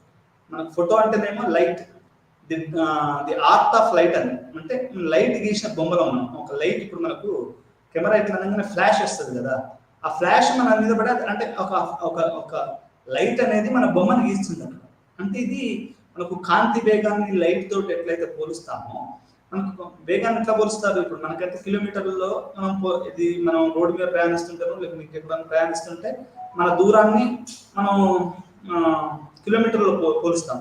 కానీ మనం ఎప్పుడైతే విశ్వంలోకి లేకపోతే ఇంకా మనకు ఎప్పుడైతే ప్రయాణిస్తామో అప్పుడు లైట్ కాంతి వేగంతో మన దూరాన్ని కొల్చడం జరుగుతుంది. అట్లే ఈ లైట్ అనేది మనకి అవుపడ్డప్పుడు ఏమవుతుందంటే అది ఆ లైట్ అనేది మనకి అది ఒక డ్రా చేస్తుంది. అంటే ఫోటో అంటే లైట్ అండి, గ్రఫీ అంటే గీయడం అని. అంటే మనకు ఈ యొక్క కాంతి గీసిన చిత్రము, కాంతి చేసిన కళ అని మనం చెప్పచ్చు ఫోటోగ్రఫీ అంటే. అది దాని యొక్క ప్రాథమిక అర్థమని ఇక్కడ అర్థం చేసుకోవాలి. ఫోటోగ్రఫీలో కీలకమైన పరిశోధన సాధనంగా ఎలా పనిచేస్తుందనే దానిపైన కూడా వివరణాత్మకమైనట్టుగా మనం ఈ యొక్క పాఠంలో తెలుసుకుంటాం. అర్ధ శతాబ్ది పరిశోధనలో ఫోటోగ్రఫీ ఎలా ముఖ్యమైన భాగం కాగలదో మనం వివరించగలిగాం. అంటే నాకు రీసెర్చ్లో మొత్తంగా ఈ ఫోటోగ్రఫీ అనేది, ఇప్పుడు నేను ఎంఫిల్ చేస్తున్నాను కోయల మీద నేను ఫోటోగ్రఫిక్ వర్క్ చేసేది ఒక మంచి ఫస్ట్ క్లాస్గా నాకు ఎన్ఐఆర్డి నుంచి వచ్చింది. అంటే ఆ తర్వాత ఓల్డ్ సిటీలో చేశాను. ఓల్డ్ సిటీలో ఫోటో తీయడం అంటే కొడతారు. ఎట్లా అంటే మనం దీంట్లో కూడా మనం మాట్లాడుకుంటాం. అంటే ఫోటోగ్రఫీ అనేది ఎట్లా మనం జాగ్రత్తగా వాడాలి, ఆ ర్యాపోర్ట్. అంటే మనం ఫోటోలు, ఇప్పుడు మనం వెంకటేశ్వర టెంపుల్ ఉంది, అక్కడ పోయి మనం ఫోటో తీయలేము. అజ్మీర్ షరీఫ్ దర్గా ఉంది, లోపల పోయి మనం ఫోటో తీయలేము. లేకపోతే ఇంకేనా చర్చ్ ఉంటుంది, చర్చ్ సంగతి నాకు సరిగ్గా తెలియదు, దర్గా లేకుంటే మన సిక్కుల టెంపుల్స్ ఉంటాయి, అక్కడ పోయి మనం లోపలికి వెళ్ళి మనం చేయలేము. అంటే ఫోటోగ్రఫీ ఉంది కదా అని మనం వేరే వాని స్వతంత్రాన్ని మనం మెడలో ఒక కెమెరా వేసుకొని ఒక మంచి సెల్ ఫోన్ పెట్టుకొని అట్లా ఎట్లా పడితే అట్లా ఫోటోలు తీయడం కుదరదు అన్నట్టు. అది కంటెంప్ట్ ఆఫ్ అదర్స్ రైట్ వస్తుంది, అంటే వేరే వాళ్ళ యొక్క హక్కుల్ని మనం కాల రాస్తున్నాము. అంటే అందుకనే మనం ఫోటోగ్రఫీని వాడేటప్పుడు కానీ కెమెరాని వాడేటప్పుడు కానీ ర్యాపోర్ట్ రిస్క్ అది రిస్క్ ఆఫ్ ర్యాపోర్టింగ్ అని ఉంటుంది. అంటే ఇది యొక్క మనం సంబంధాలు పెంచుకున్న తర్వాత, ఇప్పుడు నేను మా అమ్మను ఒకసారి ఆమె వంట చేస్తున్న ఫోటో తీసుకున్న తర్వాత ఇలా ఫోటో తీసినాం అంటే అవునన్నాను, వద్దు అని చెప్పింది. అంటే they don't want like disturb their privacy. అట్లే మనం ఫోటో తీసేటప్పుడు కూడా రీసెర్చర్స్ కానీ ఫిల్మ్ మేకర్స్ కానీ పోయిట్స్ కానీ ఫోటోగ్రఫర్స్ కానీ కెమెరా ఉంది కదా ఎట్లా ఫోటో తీయడం అనేది కుదరదు. ఎందుకంటే దానికి కొన్ని విలువలు ఉంటాయి, సమాజంతో మన సంబంధాలు ఉంటాయి, వాళ్ళతో ర్యాపోర్ట్ ఉంటుంది. ఆ ర్యాపోర్ట్ అవంతా మనం చేసిన తర్వాతనే మనము ఒక ఫోటోలు తీయగలుగుతాం. అంతేగాని ఎట్లా పడితే అట్లా తీయడం అనేది అనెథికల్, అంటే ఒక నీతిమాలిన పనిగా మనం దాన్ని చెప్పుకోవాలి. ఈ రకంగా ఫోటోగ్రఫీ అనేది మొత్తం 18వ శతాబ్దం 20వ శతాబ్దం 18వ శతాబ్దంలో అది పారిశ్రామిక విప్లవంతో పాటు పుట్టింది. ఆ తర్వాత రకరకాలైనటువంటి అది మార్పులకు గురైంది. ఫస్ట్ ఫోటో ఎట్లా ఉండేది అంటే ఒక మెటల్కి దాన్ని యాడ్ చేసి అది ఒక ఇమేజ్ని ఫిక్స్ చేసేవారు.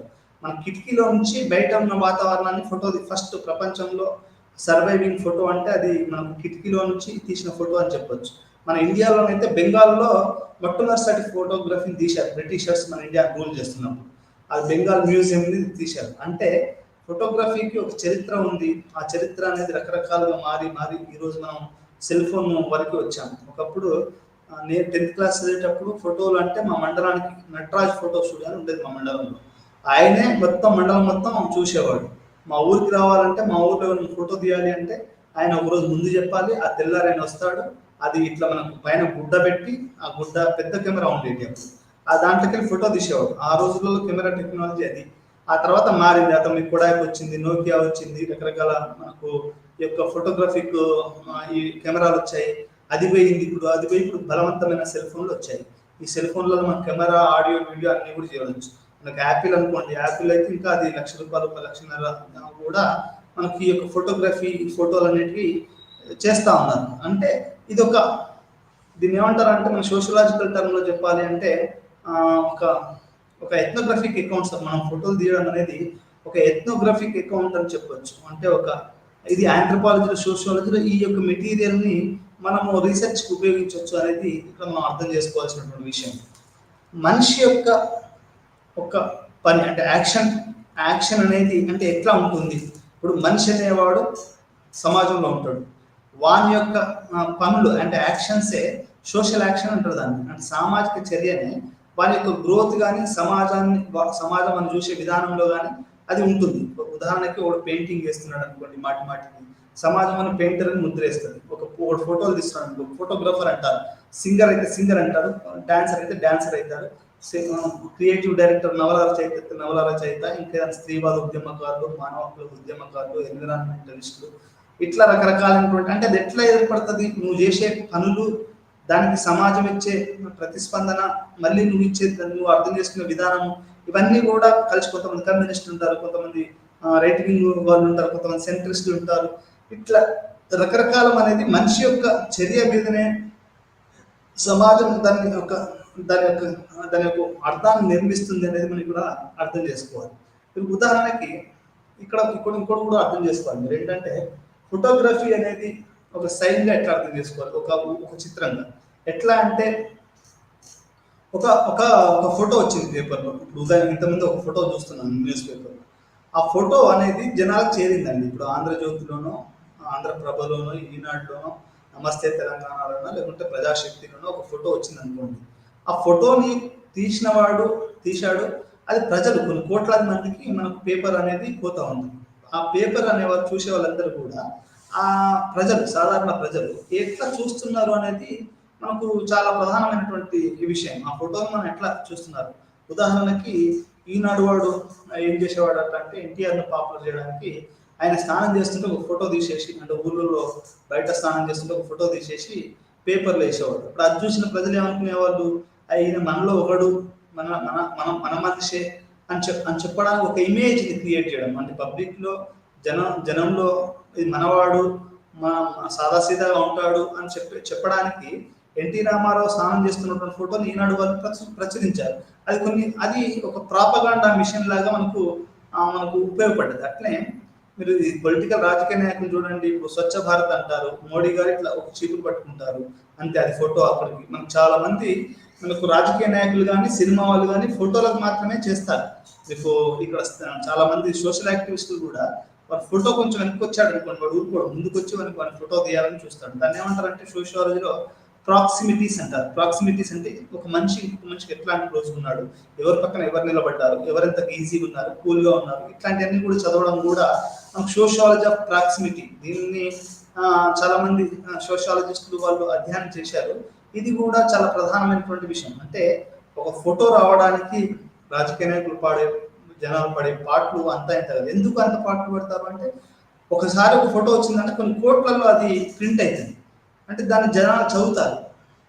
చదవడం వల్ల అది ఎక్కువ అవుతుంది. మ్యారిలిన్ మాన్రో ఫోటో చూశారనుకోండి, ఒక ఫోటోగ్రాఫ్ ఉంటుంది ప్రపంచం మొత్తం, అది బాగా అదేంటి మనకు ప్రచురితమైనటువంటి. ఆమె కింద నుంచి ఇట్లా గాలి వస్తుంటుంది, ఆమె లంగా లేస్తూ ఉంటే ఆమె ఇట్లా కిందికి అంటూ ఉంటుంది. ఆ ఫోటో ప్రపంచవ్యాప్తంగా కొన్ని ట్రిలియన్స్ ఆఫ్ ఫోటో తీశారు. మీరు చెగువేరా తీసుకోండి, చెగువేరా ఒక పక్క నిలబడి ఉంటే ఇట్లా సిగార్ తాగుతున్న ఫోటో యువత ప్రపంచవ్యాప్తంగా ఆ ఫోటోని హైయెస్ట్ జనాలు చూశారు. అదొక ఫోటో సూపర్. అంటే మనకు ఒక ఫోటోగ్రఫీ యొక్క బలము ఏంటో చెప్పాలి అంటే మనం చెగువేరా ఫోటోని కానివ్వండి, లేకుంటే మనకు మ్యారిలిన్ మాన్రో ఫోటో కానివ్వండి, లేకుంటే గాంధీజీ గారు ఇట్లా ట్రైన్లో ఇట్లా దిగే ఒక ఫోటో ఉంటుంది. అది ఎప్పుడైనా కానీ నాకు అది ఎప్పుడు గుర్తుకొస్తుంది. ఇప్పుడు చెరకాలని చెప్పే విధానం అంటే ఫోటోగ్రఫీ అనేది కొన్ని మిలియన్స్ ఆఫ్ పీపుల్స్ని అది ప్రభావితం చేస్తుందన్న చెప్పడంలో ఎటువంటి సందేహం లేదు. ఈ ఫోటోగ్రఫీ ప్రభావితం చేయడమే కాదు, ఆ రోజులలో ఎట్లా ఉండేవాళ్ళు,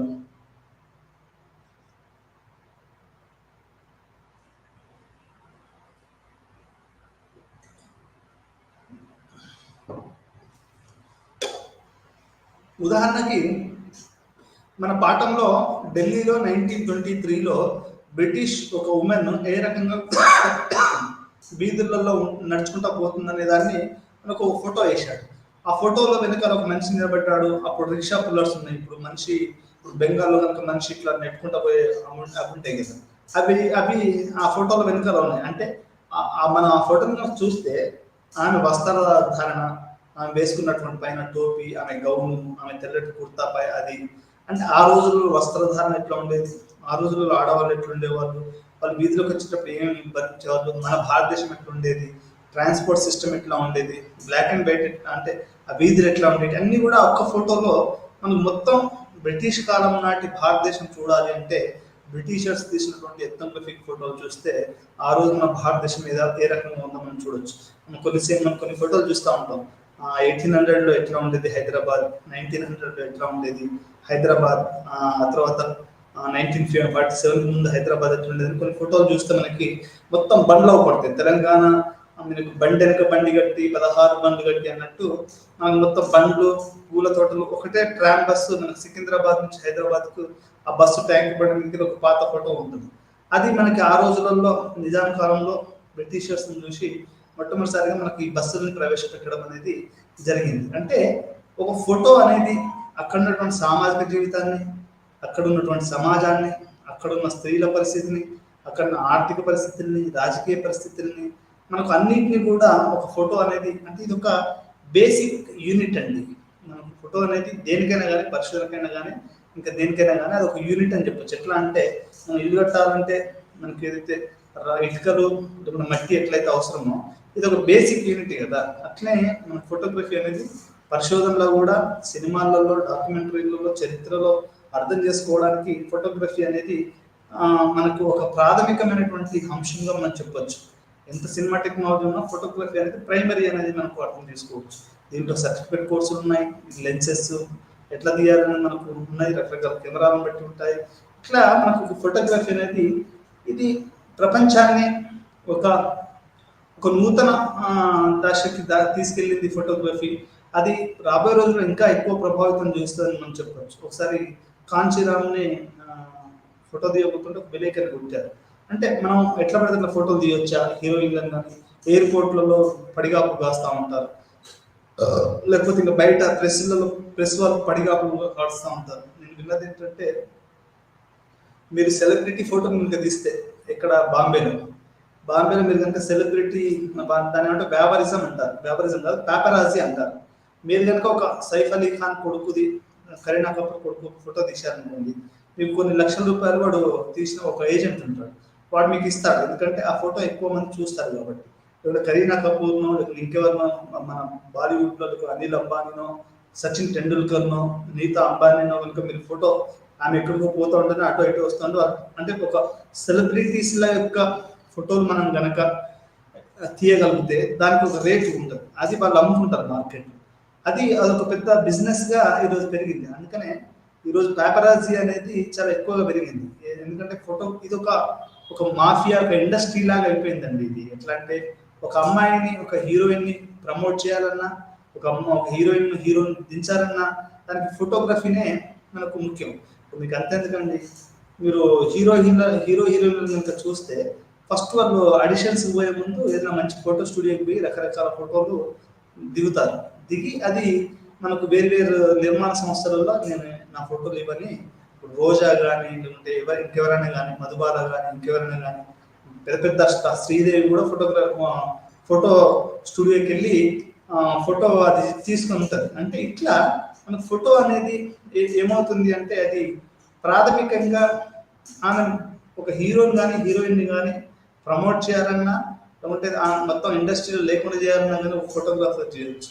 ఎందుకంటే ఒక ఫోటో తీసి కనుక మనం పెడితే ఆమె జీవితం మొత్తమే ఖరాబ్ అవ్వచ్చు. కొన్ని ఫోటోగ్రాఫ్లు ఇప్పుడు మనకు ఈ సెల్ ఫోన్లు ఇవన్నీ రాకముందు ఎవరైనా వ్యభిచారిస్తున్నారు అనుకోండి, ఎవరైనా చూసి ఫోటో తీసేసి దాని మీద చాలా సినిమాలు, పాత సినిమాలు 70s, 80s, 90s సినిమాలలో వాళ్ళు లైంగికంగా శృంగారం చేస్తుంటే ఫోటో తీసేసి నేను బయట పెడతాను.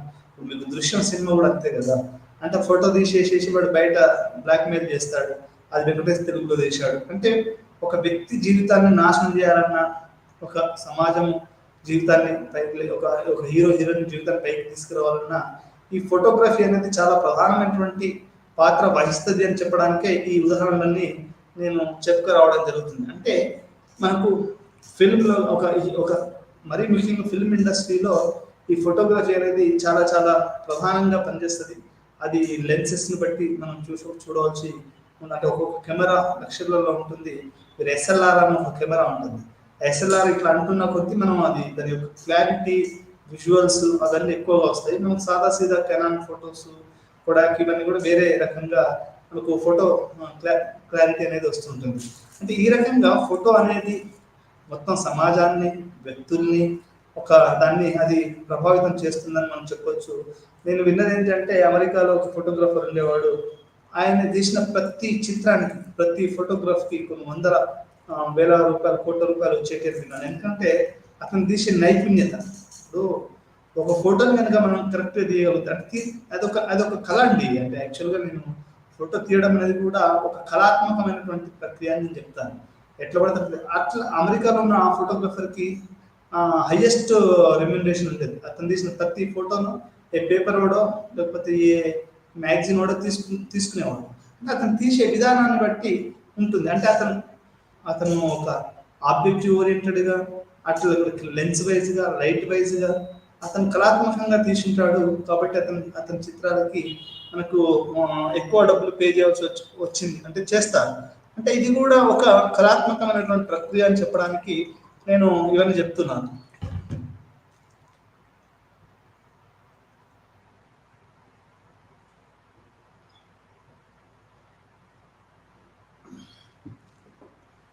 ఈ రకంగా ఇప్పుడు ఇంతకుముందు ఫోటోగ్రఫీలో ఒక అబ్బాయి మాత్రమే ఉండేవాళ్ళు. కానీ ఈ రోజులలో ఫోటోగ్రఫీ, కెమెరా, కథ, స్క్రీన్ ప్లే, దర్శకత్వం ప్రతి విషయంలో కూడా ఆడవాళ్ళు రావడము, దాన్ని ఒక మగవాళ్ళ ఆధిపత్యం నుంచి దాన్ని బ్రేక్ చేయడం, ప్యాట్రియార్కల్ స్ట్రక్చర్ నుంచి మనకు ఫెమినిస్ట్ ఫోటోగ్రఫీ అనేది కూడా వచ్చిందని మనం ఇక్కడ అర్థం చేసుకోవాలి. ఎప్పుడైతే స్త్రీవాదం వచ్చిందో, స్త్రీవాదంతో మనకు కొత్త విషయాలు వచ్చాయి. ఇప్పుడు మనకు ప్రాక్టిస్ ఇదేంటంటే హెట్రోజెనిటీ హెట్రో సెక్సువాలిటీని మనకు అది క్వశ్చన్ చేస్తూ బైనరీ అండర్స్టాండింగ్ ఆఫ్ సెక్సువాలిటీని అర్థం చేసుకుంటూ ఫెమినిస్ట్ ఉద్యమాలు చాలా వచ్చాయి. దాంట్లో ఫోటోగ్రఫీ అనేది చాలా ముఖ్యం. ఇప్పుడు మీరు ఒక గే అమ్మాయినో అబ్బాయినో లెస్బియన్స్నో లేకుంటే ట్రాన్స్సెక్షువల్ ట్రాన్స్ వాళ్ళని ఫోటో తీస్తే అది ఏంటంటే అది సమాజానికి ఉపయోగపడుతుంది అని చెప్పొచ్చు. ఎట్లా అంటే ఇప్పటివరకు హెట్రోసెక్షువల్ అంటే ఒక ఇద్దరు కపుల్స్ని ఒక ఏంటి మనకు రాజ్ కపూర్ నర్గీస్ అది హెట్రో నార్మేటివిటీ హెట్రోసెక్షువల్ నార్మేటివిటీ. ఆ హెట్రో నార్మేటివ్ కాకుండా ఇప్పుడు మీరు ఒక గేమ్ తీశారనుకోండి, ఒక బ్యూటిఫుల్ గేమ్ ఒక ఫోటో తీశారనుకోండి, ఒక లెస్బియన్ తీశారనుకోండి, లేకపోతే ఒక ట్రాన్సాక్షన్ తీశారనుకోండి, అంటే ఏంటంటే సమాజంలో అది ఒక ప్రముఖంగా ఉండే ప్రభావం చూపిస్తుంది.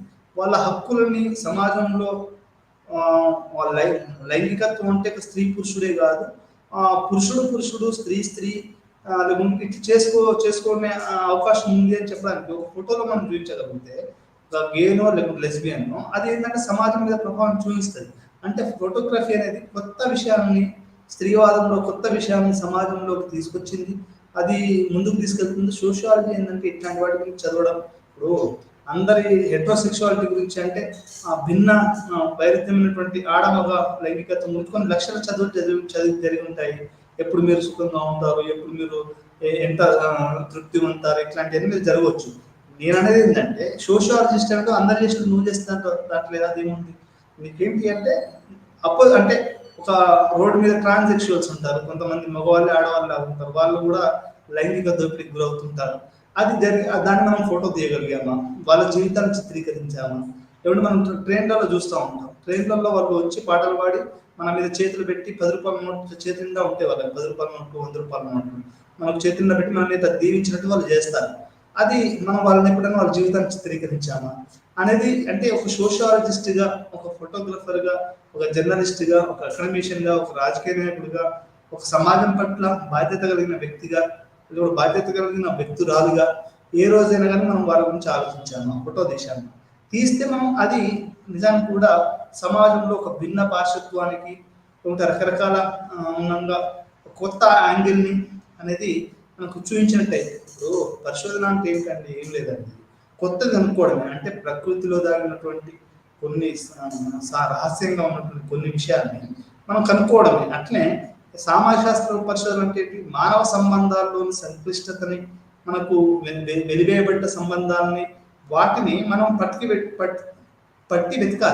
వెతికి దాన్ని మనం ప్రపంచాన్ని చూడగలగాలి. ఇంత చాలా సినిమాలు వచ్చాయి. చిన్నప్పుడే వాడు ఆడ లక్షణాలతో పుట్టారని ఇంట్లోకి వెళ్ళగొట్టడం, వాడు క్రైమ్గా డ్రగ్లో దీంట్లో పాల్గొనడం అనేది జరుగుతూ ఉంటుంది. ఇది ఈ రకంగా మనకు ఈ యొక్క ఫోటోగ్రఫీ అనేది చాలా ముఖ్యమని చెప్పడానికి చెప్తున్నాను. ఇందులో భాగంగా సోషల్ ఆంథ్రోపాలజీ అనేది చాలా ముందడుగేసింది ఫోటోగ్రఫీ.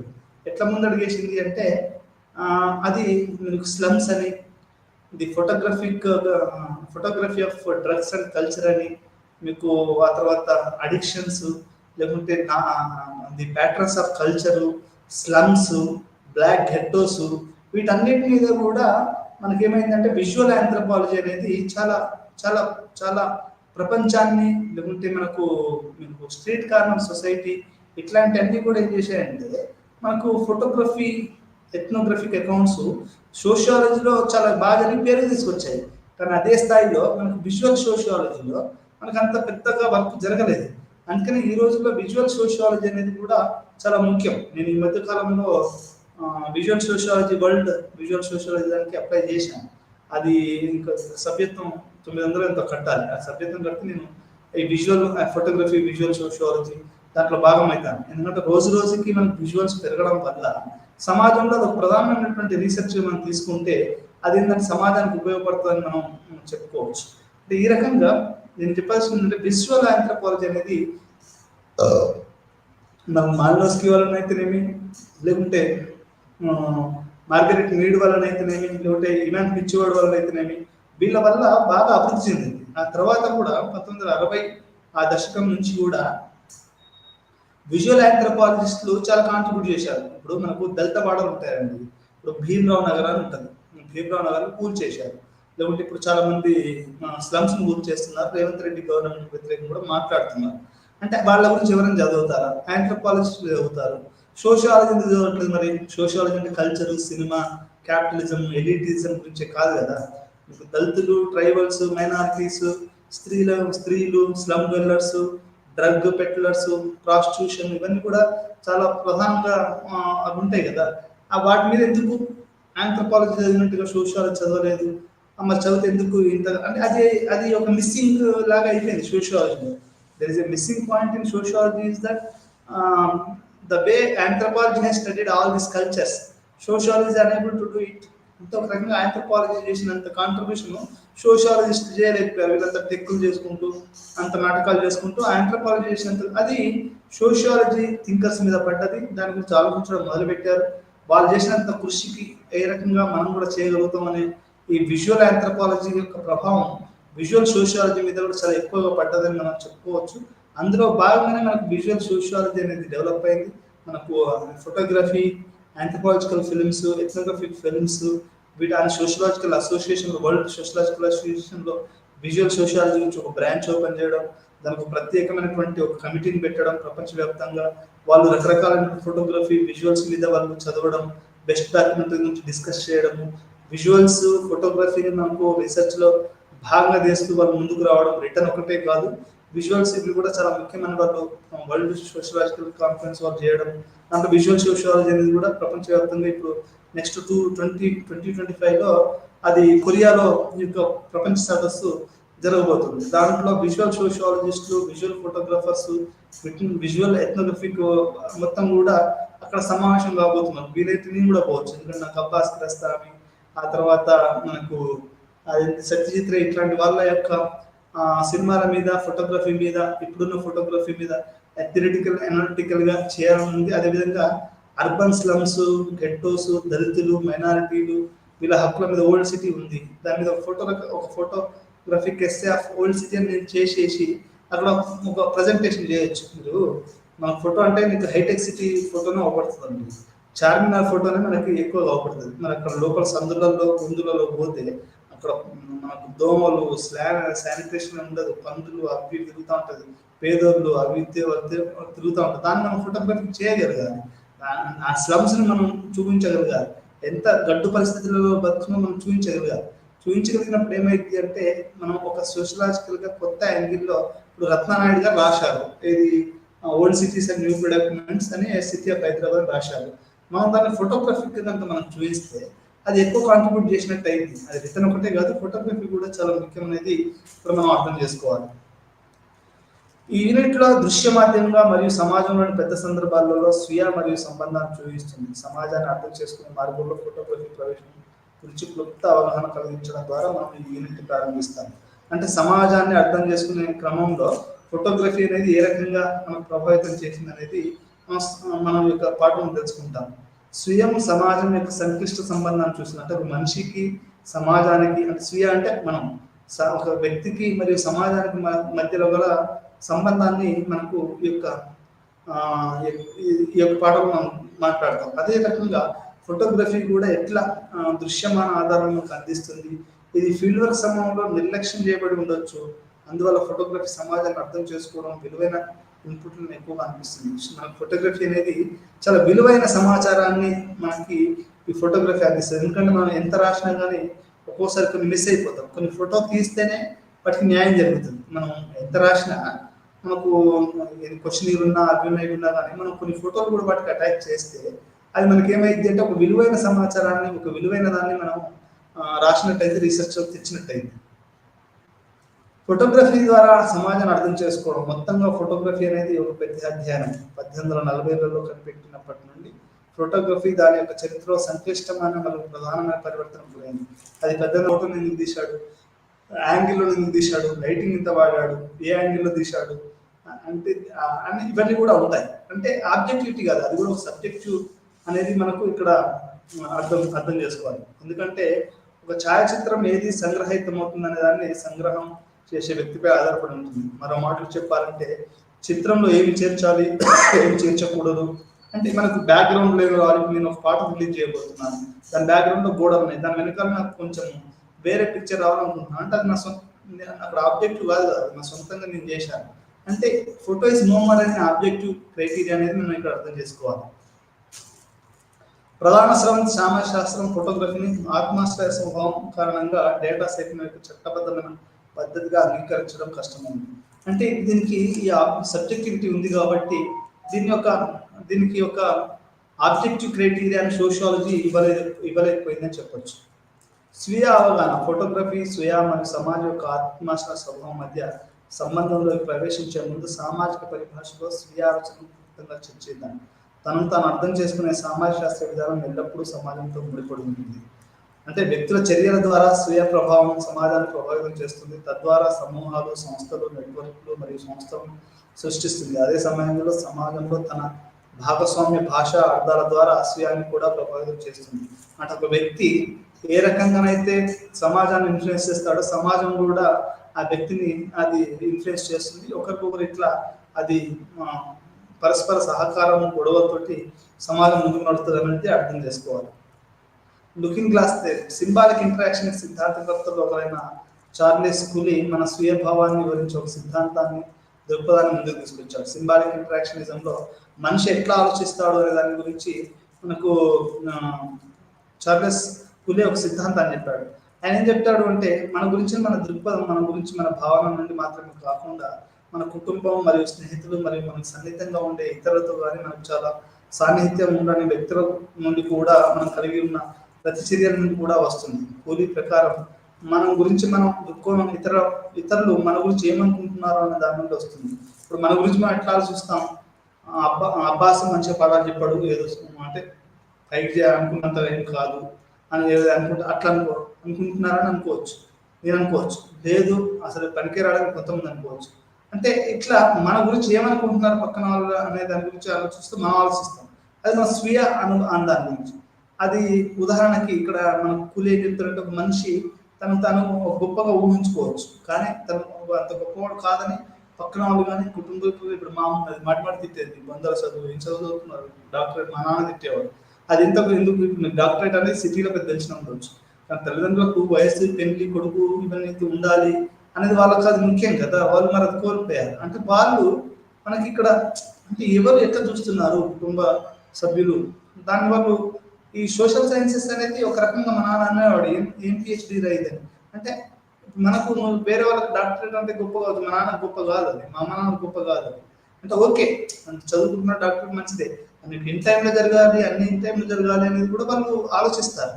కానీ ఏం లేదు ఇట్లా దెబ్బతినడం వల్ల వాళ్ళకి ఇష్టం ఉండదు. అంటే మన పట్ల మనకుండే అభిప్రాయం ఎట్లా ఏర్పడుతుంది, మన పక్క వాళ్ళ నుండి, మన కుటుంబ సభ్యుల నుంచి, మన స్నేహితుల నుంచి, సమాజం నుంచి, తెలియని వాళ్ళ గురించి, ఎక్కడిచో వీళ్ళందరి సమూహమే మన మీద పడుతుంది. దాన్ని బట్టి కూడా మనం మారుస్తూ ఉంటాం. మనం తెలివైన వాళ్ళమా, దద్దమ్మలమా, పని చవటాలమా, పని బెదవలమా, చాలా మంచి వాళ్ళమా, ప్రపంచం అంత మంచోళ్ళు లేడా, ఇవన్నీ కూడా ఎట్లా ఏర్పడుతుంది అంటే ఇవన్నీ కూడా మన కుటుంబ సభ్యులు, మన స్నేహితులు, సమాజం, మనం చేసే పనులు, మనం చేసే ఆలోచనలను బట్టి వాళ్ళు కూడా మనకి ఇస్తూ ఉంటారు. దాన్ని మళ్ళీ మనం ఆలోచించుకొని మళ్ళీ మనం వాటిని పునర్నిర్వసిస్తూ ఉంటాం. దీన్ని మనం లుకింగ్ గ్లాస్ థియరీ అని అంటాం. స్వీయ మరియు సమాజం మధ్య సంబంధం మునుపటి విభాగంలో పేర్కొన్నట్లుగా స్వీయ అనేది ఒంటరిగా ఉండదు. స్వీయ సమాజం రెండు ఒకదానికొకటి ప్రభావితం చేస్తాయి. ఈ రెండింటి మధ్య సంబంధాన్ని అర్థం చేసుకోవడానికి కీలకం. వివిధ స్థాయిల విశ్లేషణ వ్యక్తుల మధ్య ప్రవర్తన యొక్క వివిధ నమూనాలు ఒకే స్థాయిలో మనం కాలక్రమేణా ఒక వ్యక్తి యొక్క ప్రవర్తన యొక్క నమూనాను చూడవచ్చు, మరియు ఆ వ్యక్తిని తెలుసుకోవచ్చు. అంటే ఒక వ్యక్తి చిన్నప్పుడు విప్లవవాది ఉండొచ్చు, ఒక చిల్లర వెదిగా ఉండొచ్చు, తర్వాత ఒక విప్లవకారుడు ఎదగవచ్చు, తర్వాత ఒక రైట్ వింగ్ ఎదగవచ్చు. అంటే ఒక వ్యక్తి స్వీయం అనేది మారుతూ ఉంటుంది. చాలా మంది మీరు గమనించే ఉంటారు, పెద్ద పెద్ద ప్రొడక్ట్ యూనియన్ అంటే ఇప్పుడు మనకు చాలా మంది వలస వస్తుంటారు. హైదరాబాద్ కానీ ఇక్కడ వలస వ్యవసాయ కార్మికులు వాళ్ళు సిటీలలో ఎట్లా ఉంటారు, ఇవన్నీ కూడా చాలా చాలా ఇంపార్టెంట్. ఇవన్నీ చూడండి 1960 నుంచి మొదలయ్యాయి. 60-70లలో డ్రగ్స్, వ్యవసాయం, కూలీలు, ఆడపిల్లలు, హక్కుల ఉద్యమం, బ్లాక్స్, ప్రతి సంస్కృతి జీవితం, యుద్ధ వ్యతిరేక ఉద్యమం, యాంటీవార్, బాలగోపాల్ ఉన్నప్పుడు యాంటీవార్ ఉద్యమము చాలా ఎక్కువగా చేసేవాడు. అంటే ఇప్పుడు ఈ మధ్యలో అసలు యాంటీవార్ గురించి మాట్లాడే వాళ్ళు లేకుండా పోయారు.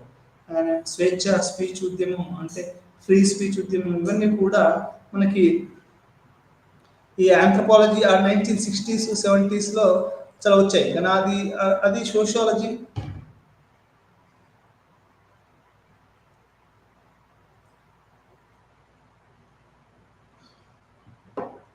సోషియాలజీ అనేది మనకు తర్వాత తీసుకుందని చెప్పొచ్చు. అయితే యాక్చువల్గా ఏం చేస్తుందంటే అండి, ఫోటోగ్రఫీ ఎథ్నోగ్రఫీ ఫిల్మ్ అనేది మనకు యొక్క డెమోక్రటైజ్ చేస్తుంది, పరిశోధనను కూడా మనకు ప్రజాస్వామీకరణ చేస్తుంది. ఎట్లా అంటే అంతవరకు బ్రాహ్మణ్య సంస్కృతి, బ్రాహ్మణ్య అన్న దాన్ని ఒక ఫోటో, ఒక బ్లాక్ హెడ్ ఒక దళిత జీవితాన్ని ఒక ఫోటోగా తీసి పెట్టామనుకోండి, అది ఎట్లా ఉంటుందంటే అది ప్రజాస్వామ్యం. అంటే అప్పటి వరకు ఇమేజెస్, కొత్త ఇమేజెస్ వస్తాయి. ఇప్పుడు ఒక ఫ్రెండ్ ఉన్నాడు ఫ్యాకల్టీ, అతని ఫోటోకి ఒక పక్క మచ్చ ఉండడం వల్ల అతని ఫోటో ఒక పక్కనే తీస్తాడు, ఎందుకంటే ఆ మచ్చ అవ్వడం వేరే రకంగా అవ్వబడ్డాడు. అంటే ఇది ఈ వాస్తవాన్ని అది తెలిసిన దగ్గర వాళ్ళకి మాత్రమే తెలుస్తుంది. అది అందుకని ఫోటో అనేది కూడా మనకు అన్ని విషయాలు చెప్పదు, కొన్ని దాస్తుంది కూడా దాన్ని మనం. అందుకని ఫోటో తీసేవాడు కూడా చాలా ముఖ్యం అనేది మనకి. It is not a objective criteria, it is అనే సబ్జెక్టివ్ థింగ్ అనేది మనకు అర్థమవుతుంది. అయితే ఇక్కడ అన్నిటికంటే ముఖ్యం ఏంటంటే 1960-70లలో వచ్చినటువంటి ఒక విపరీతమైనటువంటి విజువల్ ఆంథ్రోపాలజీ యొక్క కాంట్రిబ్యూషన్ సోషల్ అనేది అది పట్టభద్రికమైన కావచ్చు, పౌరుల హక్కు ఉద్యమం కావచ్చు, నల్లవాళ్ళ జీవితమే కావచ్చు, కూలీల జీవితమే కావచ్చు, యుద్ధ వ్యతిరేక ఉద్యమం కావచ్చు, స్పీచ్ ఉద్యమం కావచ్చు, ఏదైనా కావచ్చు, ఇది మొత్తానికి విజువల్ సోషియాలజీని బాగా ప్రభావితం చేసిందని మనం చెప్పుకోవచ్చు. కార్పొరేట్ పెట్టుబడిదారి విధానం సామాజిక బాధ్యత రహితం. అంటే ఇప్పుడు టాటా, బిర్లాలు, మన టాటా చనిపోయాడు. టాటా చనిపోయినప్పుడు అందరూ గొప్పగా ఏదో చేశాడని చెప్పారు, కానీ అతను చేసినటువంటి దోపిడీ కూడా చాలా ఎక్కువగా ఉంది. ఇంకా ఎక్కువ చేయాలండి వాడు చేసినటువంటి దోపిడీ ముంగట వాళ్ళు చేసిన తక్కువ అని నా భావన.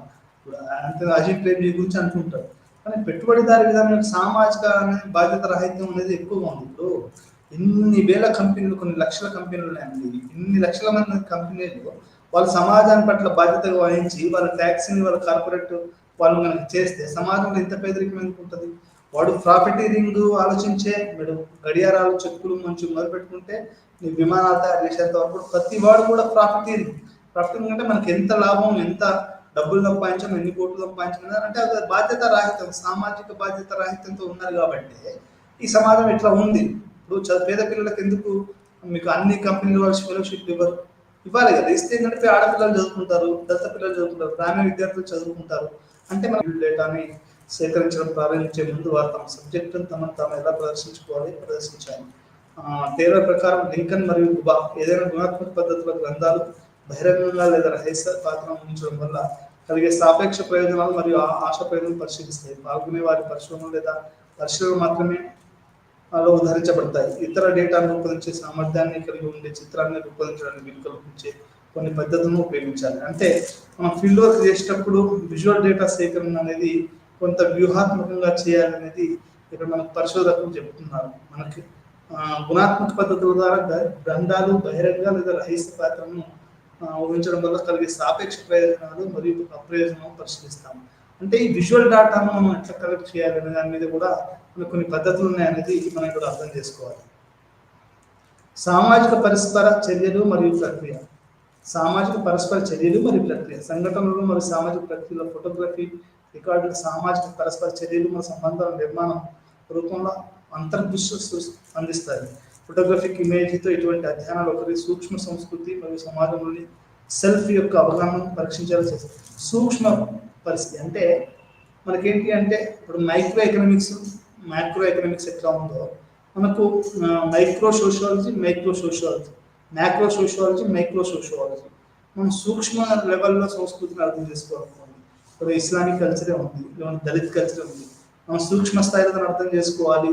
మరి గిరిజన సంస్కృతిని అంటే మనకు ఫోటోగ్రఫీ అనేది చాలా చాలా ముఖ్యం. సూక్ష్మ సంస్కృతి అంటే సంస్కృతి అంటే ఏదో అట్లా కాదు, మనం సూక్ష్మ స్థాయిలో మనం అర్థం చేసుకోవాలంటే అది మనకు ఫోటోగ్రఫీ అనేది చాలా ప్రధాన పాత్ర వహిస్తుంది అని చెప్పవచ్చు.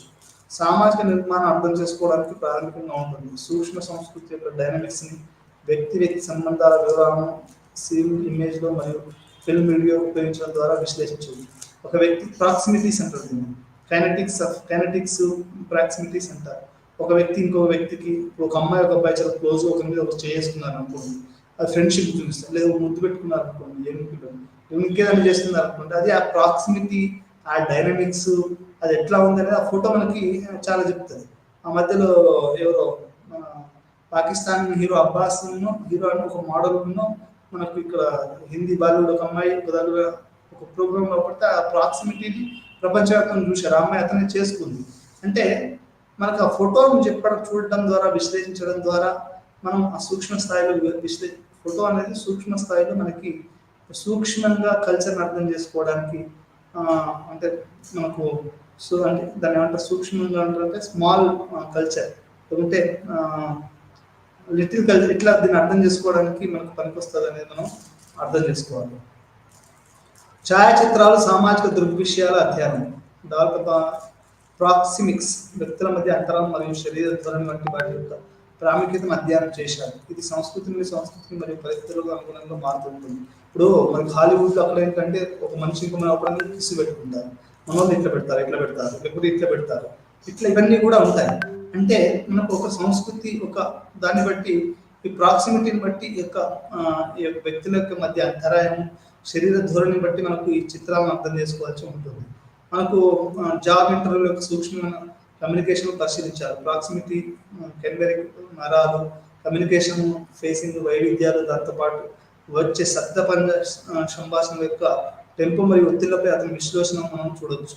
అంటే ఇది ఈ ప్రాక్సిమిటీస్, వ్యక్తుల మధ్య అంతరాయం అనేది చాలా చాలా ముఖ్యమని చెప్తూ మనం ఏదైనా సంస్కృతి మరియు సామాజిక పరిస్థితి, స్థల మరియు ప్రవర్తన మరియు సామాజిక పరస్పర చర్య విభిన్న అంశాలను కనుక మనం పరిశీలించాలంటే, అది సూక్ష్మ స్థాయిలో పరిశీలించాలంటే ఫోటోగ్రఫీ పనికొస్తుందని చెప్పవచ్చు. రిస్క్ రిపోర్ట్ ఫోటోగ్రఫీ సంఘంలో పట్టుసాధించడానికి సులభతరం చేస్తుంది. అదే సమయంలో పరిశోధకుడు కెమెరాతో సున్నితమైన చొరబాటుకు పాల్పడితే ఫోటోగ్రఫీ తిరస్కరణకు దారితీస్తుంది. మనం మన దగ్గర కెమెరా ఉందని కానీ ఎట్లా పడితే అట్లా మనం చేయడం అనేది తప్పు అనేది ఇక్కడ మనం చెప్తున్నాం. ఇమేజ్ ఆధారిత పరిశోధన నిర్వాహకులకు పరిశోధకుడు సామాజిక నిర్మాణం యొక్క అంతర్గత పనితీరును ప్రారంభించినప్పుడు కెమెరాతో సబ్జెక్టివ్ జీవితాన్ని పికప్ చేయడానికి ప్రారంభించిన తర్వాత పబ్లిక్ డొమైన్లో వెనుకబడి ఉంటుందని స్పష్టం చేయాలి. కమ్యూనిటీ, సంస్కృతి మరియు సామాజిక పద్ధతులు, పబ్లిక్ మరియు ప్రైవేట్ రెండు కూడా మనం అర్థం చేసుకోవాలి. మనం ఏంటంటే ఇక్కడ మన కెమెరా ఉందని మనం ఎట్లా పడితే చేయకూడదు. ఇది మనం రిస్క్ అనేది కూడా ఉంటుంది అనేది, చాలా మంది దెబ్బలు తిన్నారు, తండ్రులు తిన్నారు, ఒక ఫోటో గురించి చంపేసిన రోజులు కూడా ఉన్నాయి. అంటే అక్కడ తీయడం తప్పని. ఈ రకంగా మనకు రిస్క్ రిపోర్ట్ ఉంటుంది. సంగ్రహం, ఈ యూనిట్లో మనం సోషియాలజీ, ఆంథ్రోపాలజీ అనేది ఏ రకంగా మారింది, ఫోటో అనేది ఏ రకంగా మారింది, అది ఏ రకంగా మనకు ఫీల్డ్ వర్క్లోకి వచ్చింది, ఆధారితంగా ఎన్ని బుక్స్ వచ్చాయి, దాని కాంట్రిబ్యూషన్ ఏంది, 1960 తర్వాత ఎట్లా సోషియాలజీ, ఆంథ్రోపాలజీ అనేది పెరిగిందని, ఈ ఫోటోగ్రఫిక్ విజువల్ డేటా అనేది పెరిగిందని చెప్తూ ఈ పాఠాన్ని ఇంతటితో ముగిస్తున్నాను. మరొక పాఠంలో మళ్ళీ కలుద్దాం. అప్పటివరకు సెలవు. నమస్కారం.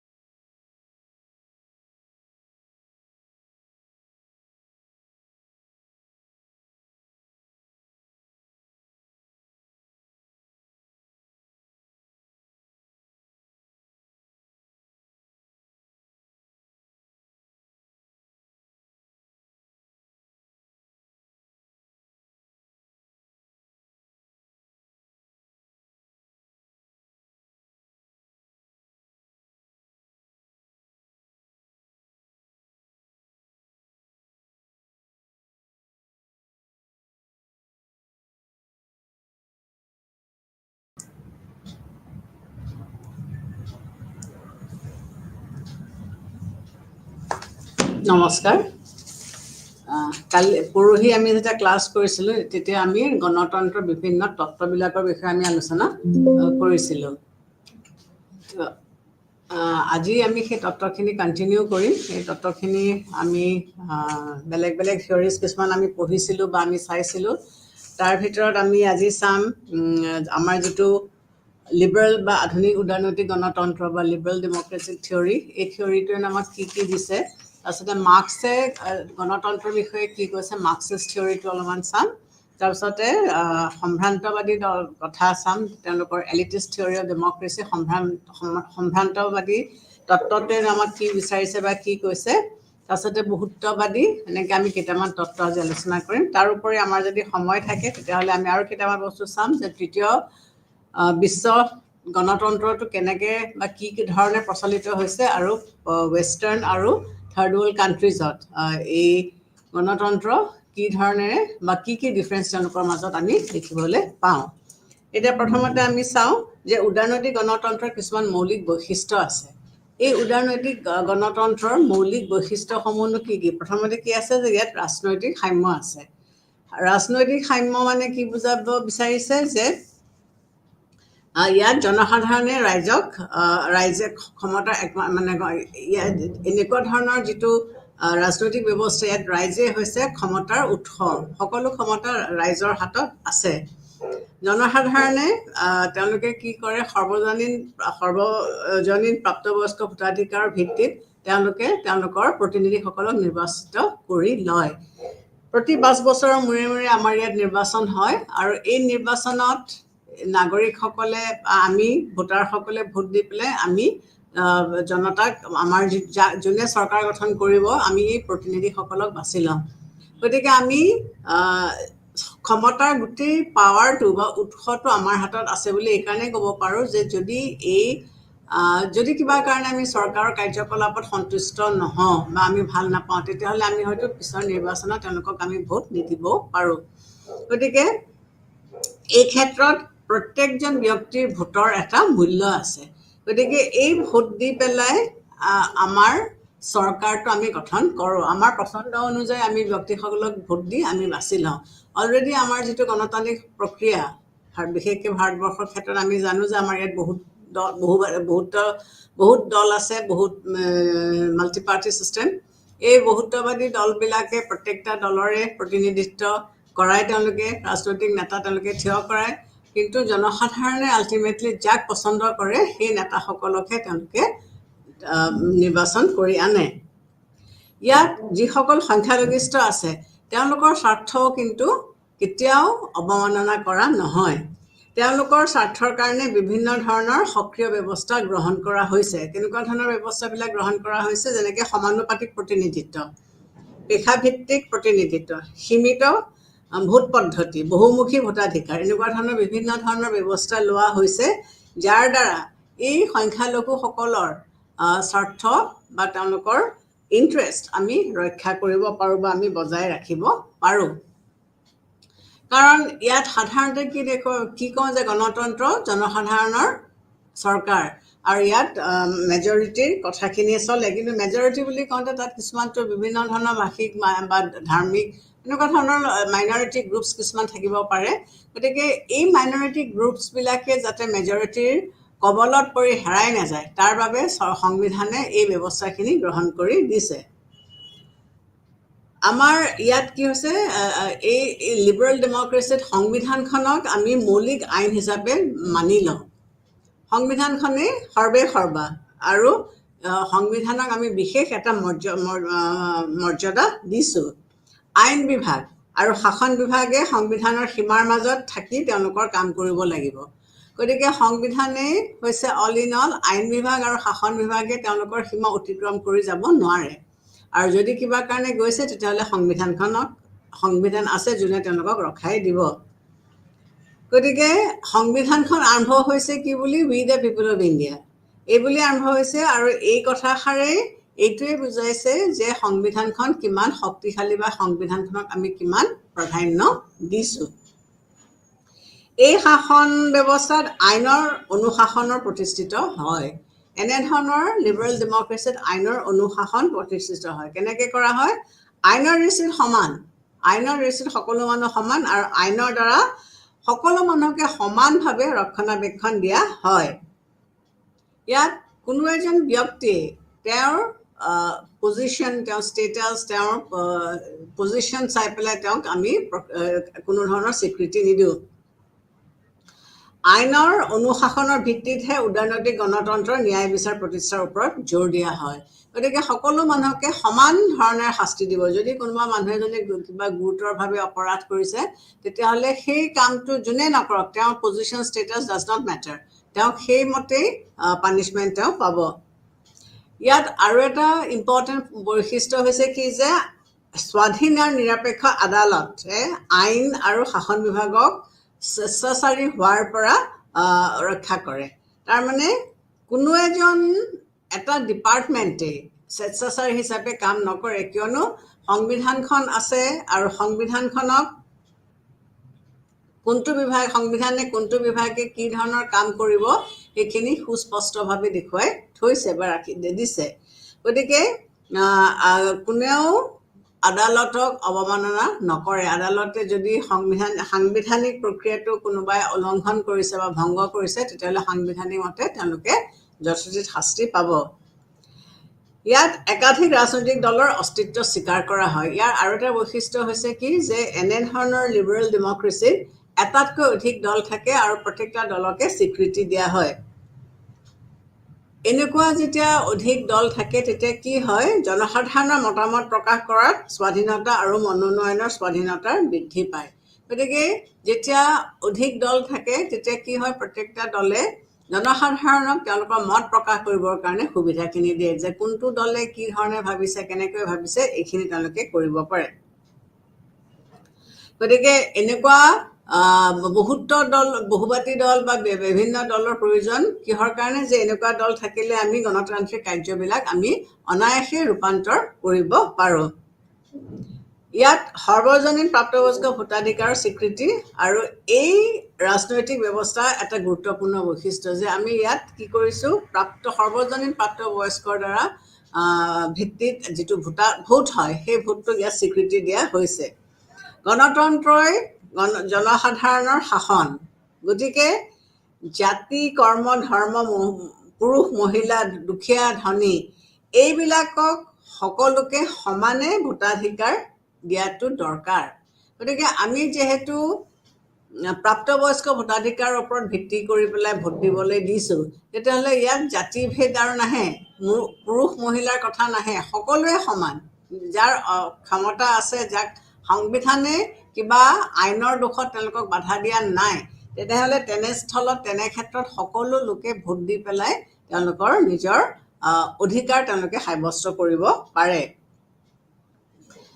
ইয়াত এনেধৰণৰ উদাৰনৈতিক গণতন্ত্ৰত বিপ্লৱৰ হিংসাৰ উপায়েৰে ৰাজনৈতিক কৰ্তৃত্বৰ অধিকাৰ প্ৰচেষ্টাৰ স্বীকৃতি নকৰে। তাৰমানে এনেধৰণৰ শাসন ব্যৱস্থাত বিপ্লৱৰ নাই। আমি যদি বিপ্লৱৰ স্বীকৃতি নিদিয়ে বা হিংসাত্মক উপায়েৰে আমি এটা চৰকাৰ গুচাই দিলেও, আমি যিটো ইংলিছত কু বুলি কয়, যিটো পাকিস্তানত প্ৰায়ে হৈ থাকে, যে এটা চৰকাৰ আহিলে তাক আকৌ মিলিটাৰী উফৰাই দিলে, এটা ৰাজনৈতিক যিটো হিংসাত্মক প্ৰক্ৰিয়া, সেইটো কিন্তু লিবাৰেল ডেমক্ৰেটিক ক্ষেত্ৰত আমি নাপাওঁ। আমি যদি এটা চৰকাৰক ভাল পোৱা নাই, তেতিয়াহ'লে আমি চৰকাৰৰ টাৰ্ম শেষ নোহোৱালৈকে আমি ৰৈ থাকিম আৰু পিছৰ নিৰ্বাচনত হয়তো আমি সেই চৰকাৰটোক আমি ভোট নিদিব পাৰোঁ। গতিকে বিপ্লৱ বা হিংসাৰ ইয়াত কোনো স্থল নাই। ব্যক্তিগত সম্পত্তিৰ অধিকাৰক নাগৰিকৰ অন্যতম পবিত্ৰ মৌলিক অধিকাৰ হিচাপে ইয়াত গণ্য কৰা হয়। যে মানুহে কি বিচাৰে, যে তিনিটা বস্তুৱে মানুহৰ কাৰণে মূল। এটা হৈছে লাইফৰ সুৰক্ষা, এটা হৈছে সম্পত্তি আহৰণ কৰা, আৰু এটা হৈছে থাকিবলৈ বাসগৃহ। গতিকে এই তিনিটা বস্তুৰ ক্ষেত্ৰত উদাৰনৈতিক গণতন্ত্ৰই কি কৈছে, যে সম্পত্তি গোটোৱাটো মানুহৰ জন্মগত এটা স্বভাৱ, আৰু গতিকে ইয়াক স্বীকৃতি দিছে। গতিকে ব্যক্তিগত সম্পত্তি যেতিয়া এজন মানুহে গোটাব পাৰে বা থাকে, তেতিয়াহ'লে তেওঁ কি কৰিব পাৰিব, সেইটো ক'ৰবাত হেৰাই যায় বুলি তেওঁ সেইটোক প্ৰটেকশ্যন দিবৰ কাৰণে দুগুণ উদ্যোগেৰে কাম কৰিব। গতিকে এই উদাৰনৈতিক গণতন্ত্ৰই প্ৰাইভেট প্ৰপাৰ্টিটোক অস্বীকাৰ কৰা নাই।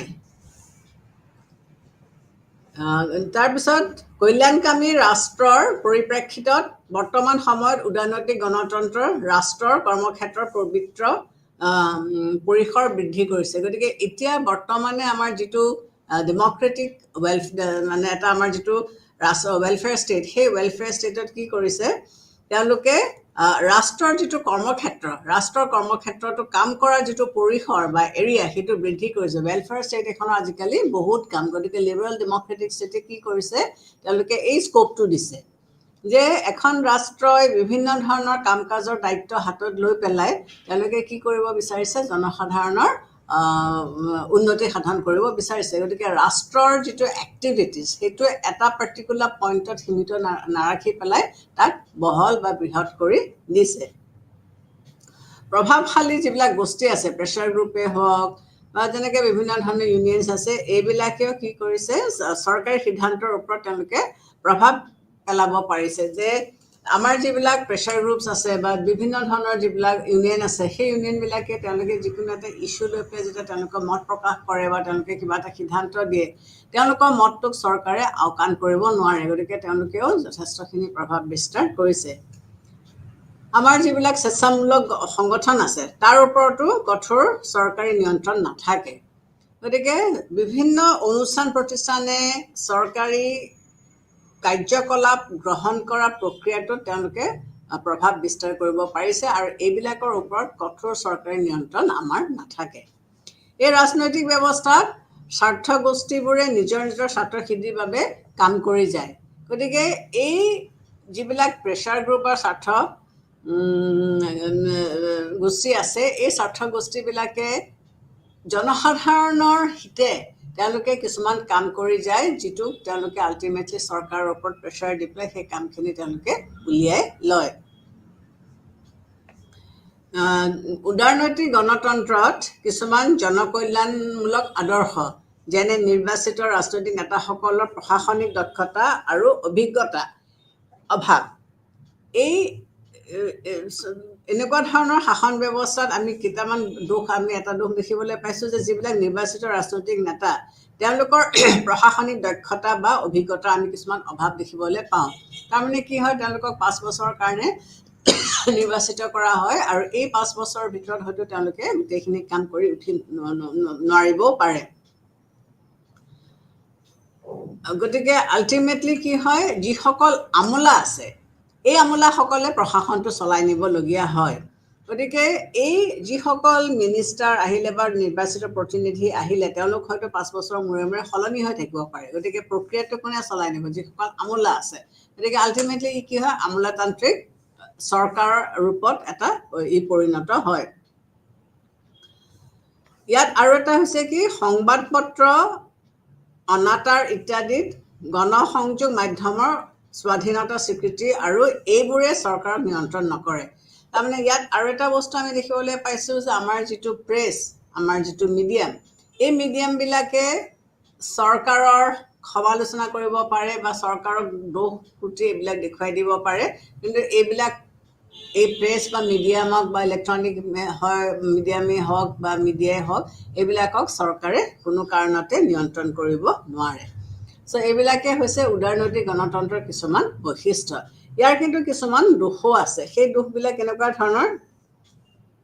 ইয়াত যিহেতু ব্যক্তিগত সম্পত্তিৰ মালিকী স্বত্বক স্বীকৃতি দিয়া হৈছে, মই আগতে কৈছোঁ যে ইয়াত তেওঁলোকে মানে প্ৰাইভেট প্ৰপাৰ্টিক স্বীকৃতি দিছে। গতিকে ব্যক্তিগত সম্পত্তিক যিহেতু স্বীকৃতি দিছে আৰু উৎপাদন বা বিতৰণৰ ওপৰত সামাজিক কোনো ধৰণৰ নিয়ন্ত্ৰণ নাথাকে। গতিকে ইয়াত প্ৰাইভেট প্ৰপাৰ্টি গ্ৰ' হোৱাত ইয়াত কোনো ধৰণৰ নিয়ন্ত্ৰণ নাথাকে। কাৰোবাৰ যদি কেপাচিটি আছে তেওঁলোকে হয়তো বহুত বেছি কৰি নিব পাৰে। গতিকে চৰকাৰে যিবিলাক জনকল্যাণমূলক পৰিকল্পনা কৰে সেইবিলাক সাফল্য হ'ব নোৱাৰে, কাৰণ প্ৰাইভেট প্ৰপাৰ্টি দি দিছে, মানুহে প্ৰাইভেট প্ৰপাৰ্টি গোটাবৰ কাৰণে বেছি গুৰুত্ব দিব। চ' আল্টিমেটলি কি হয় যে যিবিলাক ধৰা জনকল্যাণমূলক প্ৰকল্প চৰকাৰে লৈছে সেইবিলাক হয়তো বিশেষভাৱে মানে ছাকচেছফুল নহয়। ইয়াত একাধিক ৰাজনৈতিক দলৰ স্বীকৃতি আছে, মোৰ দেন ওৱান পলিটিকেল পাৰ্টি ইয়াত আছে। ইয়াৰ ফলত কি হয়, দলবিলাকৰ মাজত অনৈক্য থাকিব পাৰে, মিল নাথাকে, কাৰণ প্ৰত্যেকটা দলৰ নিজৰ নিজৰ আইডিঅলজি বেলেগ। গতিকে অশান্তি আৰু বিভ্ৰান্তৰ সৃষ্টি হোৱাৰ বাহিৰে শাসন ব্যৱস্থা অন্য একো নহয়। গতিকে যেহেতু বেলেগ বেলেগ দল আছে, প্ৰত্যেকটা দলৰ বেলেগ বেলেগ আইডিঅলজি, চ' প্ৰত্যেকটা দলৰ আইডিঅলজি তেওঁলোকে জনসাধাৰণৰ ওচৰত দাঙি ধৰিব। তাৰ ফলত কি হয়, জনসাধাৰণ বিভ্ৰান্ত হয় বা তেওঁলোকে কোনটো শুদ্ধ কোনটো ভুল একো তেওঁলোকে বাছি উলিয়াব নোৱাৰা হয়। বিচাৰ বিভাগৰ স্বাধীনতা ক্ষুণ্ণ হয়। বিচাৰ বিভাগৰ ওপৰত তেওঁলোকে কিছুমান কাম কৰি যায়, কিন্তু কিছুমান কাম কৰাত তেওঁলোকৰ বাধা হয়। গতিকে আল্টিমেটলি তেওঁলোকে যিটো ধৰণে বিচাৰিছে তেওঁলোকে হয়তো কৰিব নোৱাৰে। প্ৰকৃত জনমত গঠন কৰাটো অসুবিধা, কাৰণ অলৰেডি বিভিন্ন ৰাজনৈতিক দল, জনমতটো কোনে গঠন কৰিব, জনসাধাৰণে কৰিব। কিন্তু জনসাধাৰণে জনমত গঠন কৰিবলৈ যাওঁতে আমি বেছিভাগ ক্ষেত্ৰতে কি দেখোঁ, যে ৰাজনৈতিক দলবিলাকে যিকোনো এটা সমস্যা বা ইছ্যু তেওঁলোকে দাঙি ধৰি অলৰেডি এটা মতামত ফৰ্ম কৰে। চ' বেলেগ বেলেগ দল হোৱাৰ কাৰণে তেওঁলোকে বেলেগ বেলেগ আইডিঅলজি বা ভাৱধাৰা দেখুৱাই আল্টিমেটলি এটা সুস্থ সবল জনমত গঠন কৰাত এটা অসুবিধাৰ সৃষ্টি হয়।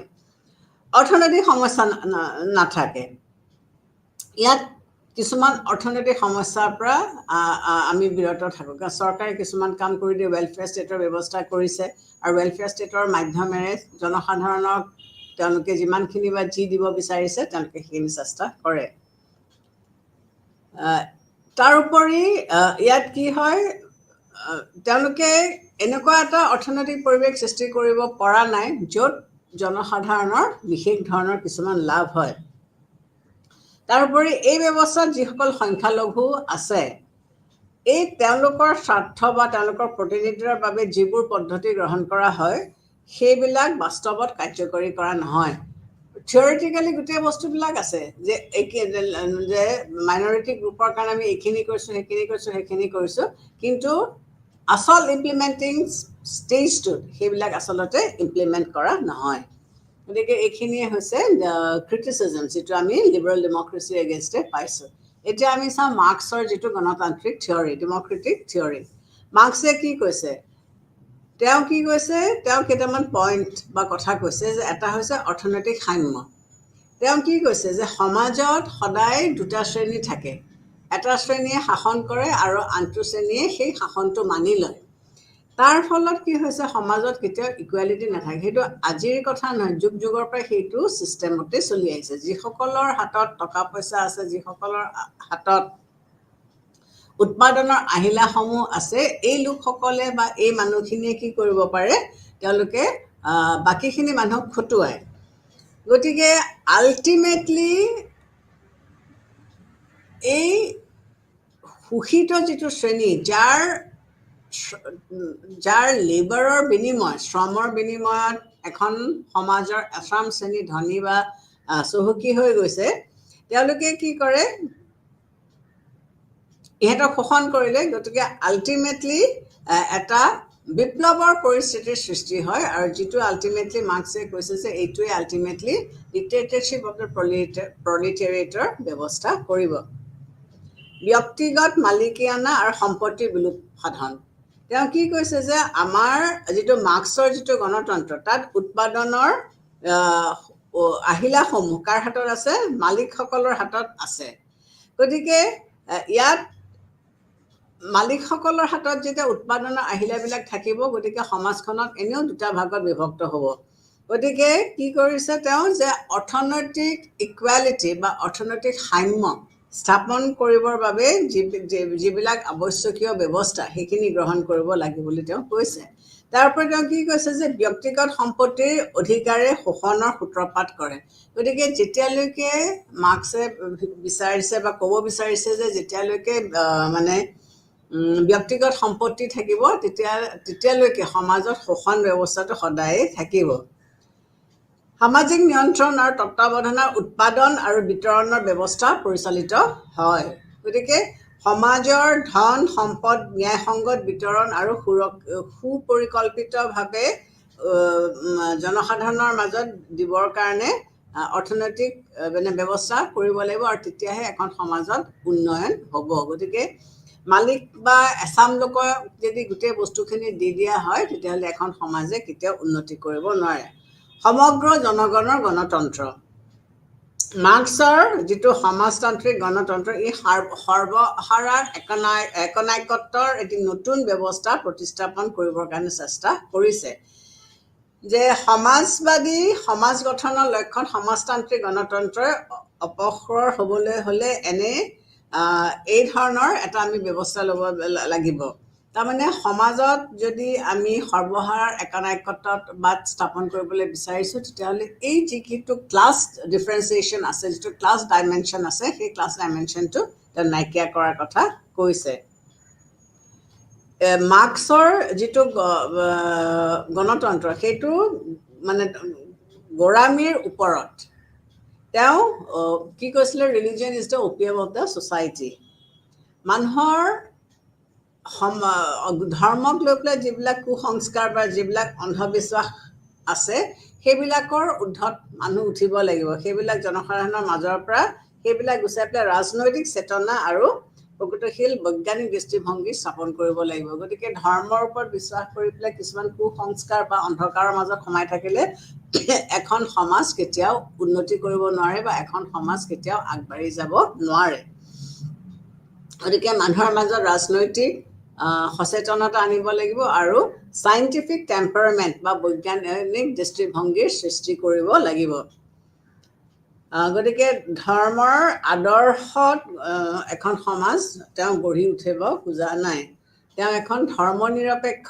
সমাজ মাৰ্ক্সে এখন ধৰ্মনিৰপেক্ষ সমাজে তেওঁ গঠন কৰিব বিচাৰিছে শ্ৰেণী শোষণ আৰু শ্ৰেণীদ্বন্দ্বৰ অনুপস্থিতি তেওঁৰ যিখন সমাজতান্ত্ৰিক গণতন্ত্ৰ তাত মাত্ৰ এটা শ্ৰেণীৰ অস্তিত্বৰ কথা তেওঁ কৈছে আৰু সেই শ্ৰেণী হ'ল শ্ৰমিক আৰু কৃষকসকলৰ সৰ্বহাৰাৰ শ্ৰেণী গতিকে তাত একাধিক শ্ৰেণী নথকাৰ বাবে মাৰ্ক্সৰ যিটো গণতন্ত্ৰ তাত শ্ৰেণী শোষণ নাইবা শ্ৰেণীদ্বন্দ্ব কেতিয়াও নাথাকে ক্লাছ কনফ্লিক্ট নহয় কাৰণ যেতিয়া বেছি মানুহৰ শ্ৰেণী মানে বেছি মানুহ থাকিব আৰু এই মানুহবিলাকৰ মাজত যেতিয়া বিভাজনবিলাক হ'ব তেতিয়া আল্টিমেটলি কি হয় সমাজত প্ৰতিদ্বন্দ্বিতা আহি পৰে ক্লাছ কনফ্লিক্ট আহি পৰে কিন্তু মাৰ্ক্সৰ সমাজত মাথোন এটা স্থামৰ লোকহে থাকিব গতিকে তাত আৰু ক্লাছ কনফ্লিক্ট অহাৰ কোনো এটা কথা নাথাকে গণসংস্কৃতিৰ বিকাশ সমাজতান্ত্ৰিক গণতন্ত্ৰৰ যিটো গণসংযোগ মাধ্যম তাৰ ওপৰত চৰকাৰ নিয়ন্ত্ৰণ কাৰ্যকৰী হয় গতিকে ইয়াত শিক্ষা সাহিত্য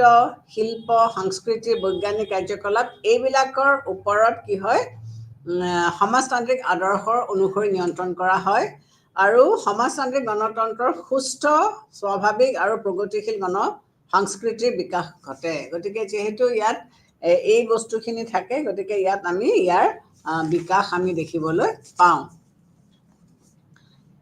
শ্ৰমজীৱী মানুহৰ স্বাৰ্থ সংৰক্ষণ এই শাসন ব্যৱস্থাত কি হয় সমাজত আমি আগতেও পাই আহিছোঁ যে সদায় আগৰে প্ৰায় বিভিন্ন কাৰণে দুটা শ্ৰেণীৰ মাজত বিভক্ত হৈছে এটা শ্ৰেণীয়ে শোষণ কৰিছে এটা শ্ৰেণীয়ে শাসন কৰিছে এটা শ্ৰেণীৰ ওপৰত সদায় শোষণ হৈ আহিছে গতিকে এনেকুৱা শোষণৰ পৰা ৰক্ষা কৰিবৰ কাৰণে তেওঁলোকে কি কৈছে যে সৰ্বহাৰাৰ শ্ৰেণী প্ৰতিনিধি হিচাপে কমিউনিষ্ট দলৰ নিৰ্দেশতহে ৰাষ্ট্ৰ পৰিচালিত হ'ব লাগে গতিকে আমি যদি মানুহখিনিক আগবঢ়াই নিব বিচাৰিছোঁ বা মানুহখিনিক যদি আমি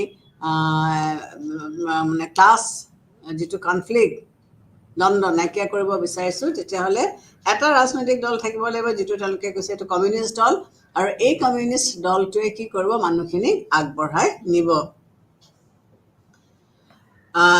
কমিউনিষ্ট দল আৰু জনসাধাৰণৰ নিয়ন্ত্ৰণৰ বাবে এনেধৰণৰ চৰকাৰী কৰ্মচাৰীসকলে কোনো জনবিৰোধী কাম কৰিব নোৱাৰে গতিকে দলটোৱে যিহেতু গোটেই কামখিনি চোৱা চিতা কৰে গতিকে যিসকল কৰ্মচাৰী তেওঁলোকে কোনো ধৰণৰ ভুল কাম কৰিব নোৱাৰে বা সাধাৰণতে নকৰে গণনিয়ন্ত্ৰণ কৈছে কি ইয়াত কোনো ধৰণৰ আমোলাৰ প্ৰভাৱ নাথাকে যিটো চৰকাৰত আমোলাসকলৰ ওপৰত নিৰ্ভৰ কৰি চলে তেতিয়া সেই চৰকাৰে নিজৰ মতে কিছুমান কাম কৰিব নোৱাৰে তেওঁলোকক আমোলাই যিবিলাক ৰুলছ ৰেগুলেশ্যনছ দেখুৱাই দিয়ে সেইবিলাকৰ মতে তেওঁলোকে কৰিবলগীয়া হয় গতিকে এনে ক্ষেত্ৰত মাৰ্ক্সৰ যিটো শাসন ব্যৱস্থা তাত ডেমক্ৰেচি গণতন্ত্ৰ তেওঁ তাত কৈছে যে ইয়াত ৰাইজৰ সক্ৰিয় অংশগ্ৰহণ সকলো দিশতে আমি পাওঁ আৰু কমিউনিষ্ট দলৰ নিয়ন্ত্ৰণামূলকভাৱে কি কৰে আমোলাৰ কুফলৰ পৰা মুক্তি পোৱা যায়। গতিকে মানে কমিউনিষ্ট দলটোৱে যিহেতু গোটেই শাসনৰ দায়িত্বটো বা চোৱা চিতাৰ ভাৰ তেওঁলোকে লৈছে, গতিকে ইয়াত আমোলাসকলৰ প্ৰশাসনৰ যিটো কুপ্ৰভাৱ সেইটো মাৰ্কছিষ্ট ডেমক্ৰেচিত আমি দেখিবলৈ নাপাওঁ। ন্যায়পালিকাৰ ভূমিকা, ইয়াত কি হৈছে, যিটো ন্যায়পালিকা আছে তাত বিচাৰ বিভাগ, স্বাধীনতা আৰু নিৰপেক্ষতাৰ কথা উল্লেখ কৰিছে। মাৰ্ক্সৰ যিটো গণতন্ত্ৰ তাত ন্যায়পালিকাই স্বাধীন আৰু নিৰপেক্ষ বিসৰ্জন দি সমাজতান্ত্ৰিক স্বাৰ্থৰ উপযুক্ত ভূমিকা পালন কৰে। গতিকে মাৰ্ক্সৰ যিটো ন্যায়পালিকা, মাৰ্ক্সে ন্যায়পালিকাৰ যিটো মানে স্বাধীনতা বা নিৰপেক্ষতা তাক তেওঁলোকে বিসৰ্জন দিছে, দি পেলাই সমাজতান্ত্ৰিক স্বাৰ্থৰ উপযুক্ত ভূমিকা পালন কৰে। ইয়াত ন্যায়পালিকাৰ মাৰ্ক্সৰ যিটো ন্যায়পালিকা তাৰ মেইন উদ্দেশ্য হৈছে যে সমাজতন্ত্ৰ সুদৃঢ় কৰা আৰু শত্ৰুসকলক শাস্তি প্ৰদান কৰা। গতিকে কোনোবাই যদি বিৰুদ্ধে গৈছে তেতিয়াহ'লে তেওঁলোকক শাস্তি দিব লাগিব, আৰু যিটো সমাজতান্ত্ৰিক সমাজ এখন গঠন কৰিব বিচাৰিছে তাক যেনেকৈ সুদৃঢ় কৰিব পাৰি তাৰ ব্যৱস্থা কৰিছে। ইয়াত ব্যক্তি স্বাধীনতা দিয়াৰ কথা কৈছে। মাৰ্ক্সৰ যিটো গণতন্ত্ৰৰ অৰ্থনৈতিক সাম্য আৰু স্বাধীনতা থাকে, সেইবিলাকেই হৈছে সামাজিক আৰু ৰাজনৈতিক দিশত অধিকাৰ আৰু স্বাধীনতা ভোগৰ বাবে প্ৰকৃত আৰু পৰ্যাপ্ত সুযোগ সুবিধা পায়। গতিকে মাৰ্ক্সৰ যিটো থিয়ৰী, সেই মাৰ্ক্সৰ থিয়ৰীৰ মতে যে অধিকাৰ আৰু স্বাধীনতা ভোগ কৰিবৰ কাৰণে মানুহখিনিক যথেষ্ট সুবিধা আমি দিব লাগিব। তাৰোপৰি সৰ্বহাৰাৰ আন্তৰ্জাতিকতা। সৰ্বহাৰাৰ আন্তৰ্জাতিকতা মানে কি কৈছে যে আমাৰ যিবিলাক আন্তৰ্জাতিক সম্পৰ্ক আছে সেই সম্পৰ্কবিলাক পালন কৰোঁতেও তেওঁ কি কৈছে যে সমাজতান্ত্ৰিক গণতন্ত্ৰত বিশ্বৰ বিভিন্ন অংশত সাম্ৰাজ্যবাদ আৰু ঔপনিৱেশবাদক বিৰুদ্ধে মানুহে জাতীয় মুক্তি আন্দোলন দৃঢ়ভাৱে সমৰ্থন কৰে। গতিকে ঔপনিৱেশবাদ গুচাবৰ কাৰণে বা সাম্ৰাজ্যবাদ গুচাবৰ কাৰণে মানুহৰ যিটো আন্দোলন সেইটোত মাৰ্ক্সৰ ছাপোৰ্ট পূৰা আছিল। মাৰ্ক্সৰ মতে পৃথিৱীৰ শ্ৰমজীৱী মানুহৰ ওপৰত বা ওচৰত ঐক্যভাৱে আহ্বান জনোৱা হয় যে প্ৰকৃত অৰ্থত সৰ্বহাৰাৰ আন্তৰ্জাতিকতা হ'ল সমাজতান্ত্ৰিক গণতন্ত্ৰৰ এটা উল্লেখযোগ্য বৈশিষ্ট্য। গতিকে সকলো মানুহক তেওঁ একগোট হৈ তেওঁ কলনিয়েল যিটো ৰুল আমাৰ ওপৰত ইমপ্লিমেণ্ট কৰা হৈছে সেইটো গুচোৱাৰ কথা তেওঁ উল্লেখ কৰিছে। একদলীয় ব্যৱস্থা, ইয়াত তেওঁ কি কৈছে যে এটা ৰাজনৈতিক দল থাকিলেহে সকলো কথা ভাল ধৰণেৰে বিবেচনা কৰিব পৰা যায় বা বিবেচিত হয়। গতিকে শ্ৰেণী বিভাজন ইয়াত থাকিব নালাগে আৰু সকলো মানুহৰ বাবে সমান অধিকাৰ স্বীকৃতি। তাৰমানে সমাজত যিসকল লোক আছে সেই লোকসকলক আমি সকলোকে সমান ধৰণৰ অধিকাৰ আমি ভোগ কৰিবলৈ দিব পাৰিব লাগিব। যেনেকৈ কাম কৰাৰ অধিকাৰ, উপযুক্ত পৰিশ্ৰমৰ অধিকাৰ, অক্ষম অৱস্থাত ভাল ধৰণেৰে তেওঁলোকৰ ভৰণ পোষণ কৰাৰ অধিকাৰ, এনেকৈ যিমানখিনি আমাৰ এজন ব্যক্তিয়ে সমাজত আগবাঢ়ি যাবৰ কাৰণে যিখিনি অধিকাৰ লাগে মাৰ্ক্স এণ্ড ডেমক্ৰেচিত সেই গোটেই বস্তুখিনি দিব পৰাকৈ ব্যৱস্থা কৰিছে। চ' এইখিনি হ'লগৈ মাৰ্ক্সৰ গণতন্ত্ৰৰ ওপৰত তেওঁৰ কনচেপ্ট। এলিটিষ্ট থিয়ৰী বা গণতন্ত্ৰ সম্ভ্ৰান্তবাদী ধাৰণা। এলিটিষ্ট থিয়ৰীটোৱে কি কৈছে, এই যিটো গণতন্ত্ৰ তেওঁলোকে চলাবলৈ বিচাৰিছে, এলিটসকলনো কোন? এই এলিটবোৰনো কোন? এলিট বা আমি যিবিলাকক সম্ভ্ৰান্ত বুলি কওঁ, এলিটবিলাক হৈছে সমাজৰ এনেকুৱা এচাম ব্যক্তি যাৰ বিশেষ কিছুমান গুণ আছে নিজস্ব, যিটো গুণৰ কাৰণে তেওঁলোকে নিজকে আনতকৈ বেলেগ বুলি প্ৰতিপন্ন বা স্থাপন কৰিব পাৰিছে, আৰু এই লোকসকলক সকলো মানুহে মানি লয় সেই নিজস্ব গুণ থকাৰ কাৰণে। গতিকে এলিটসকলে প্ৰশাসনলৈ আহে, তেওঁলোকক জনসাধাৰণে নিৰ্বাচিত কৰি আনে, কিন্তু এই নিৰ্বাচিত কৰি আনোতেও তেওঁলোকৰ তাৰমানে কি হয়, নিজস্ব কিছুমান গুণ বা নিজস্ব কিছুমান বৈশিষ্ট্য আছে। গতিকে এই বৈশিষ্ট্যসমূহৰ ওপৰত ভিত্তি কৰি পেলাই তেওঁলোকে এখন সমাজ ব্যৱস্থা গঠন কৰা হৈছে। এওঁলোকক আমি কি কওঁ যে এই শ্ৰেণীটোক আমি নিৰ্বাচিত উপাদান বা চ'জন এলিমেণ্টছ বুলিও আমি ক'ব পাৰোঁ। তেওঁলোকে সকলো গুৰুত্বপূৰ্ণ ৰাজহুৱা সিদ্ধান্তসমূহ তেওঁলোকে গ্ৰহণ কৰে আৰু বাকীবিলাক মানুহে তেওঁলোকে গ্ৰহণ কৰা সিদ্ধান্তসমূহক সমৰ্থন কৰে বা ছাপোৰ্ট কৰে। এই এলিটৰ আমি 3টা বৈশিষ্ট্য দেখিবলৈ পাইছোঁ। এটা হৈছে কি সুদৃঢ় শাসন ব্যৱস্থা, এটা হৈছে কেন্দ্ৰীভূত নেতৃত্ব আৰু এটা হৈছে সংসদীয় গণতন্ত্ৰ। বেচিকেলি এলিটৰ গোটেই ধাৰণাটো হৈছে কি যে এলিট ডেমক্ৰেচিটো হৈছে কি যে আমি যেনেকৈ নিৰ্বাচন কৰি পেলাই কেইজনমান ব্যক্তিক লৈছোঁ, সেই ব্যক্তিকেইজনক আমি কিহৰ কাৰণে ল'লোঁ, তেওঁলোকক আমি কিছুমান বিশেষ আমি তেওঁলোকক কোৱালিটি দেখিছোঁ। এতিয়া ধৰা ইলেকশ্যন যেতিয়া হয়, সকলো মানুহেতো নিৰ্বাচিত হ'বলৈ নাহে, কিছুমান মানুহ ভোটাৰ হিচাপে যায়। এতিয়া আজি বৰ্তমান যুগত আমাৰ যিটো ইনডাইৰেক্ট ডেমক্ৰেচি, এইটোতো ডাইৰেক্ট ডেমক্ৰেচি নহয়, আৰু ডাইৰেক্ট ডেমক্ৰেচি সম্ভৱপৰো নহয়। সম্ভৱপৰ এইকাৰণেই নহয় যে ইয়াত বিভিন্ন ধৰণৰ বহুত মানুহ আছে, চ' প্ৰত্যেকজন মানুহে ৰাজনৈতিকভাৱে সচেতন হোৱাটোতো সম্ভৱপৰে নহয়।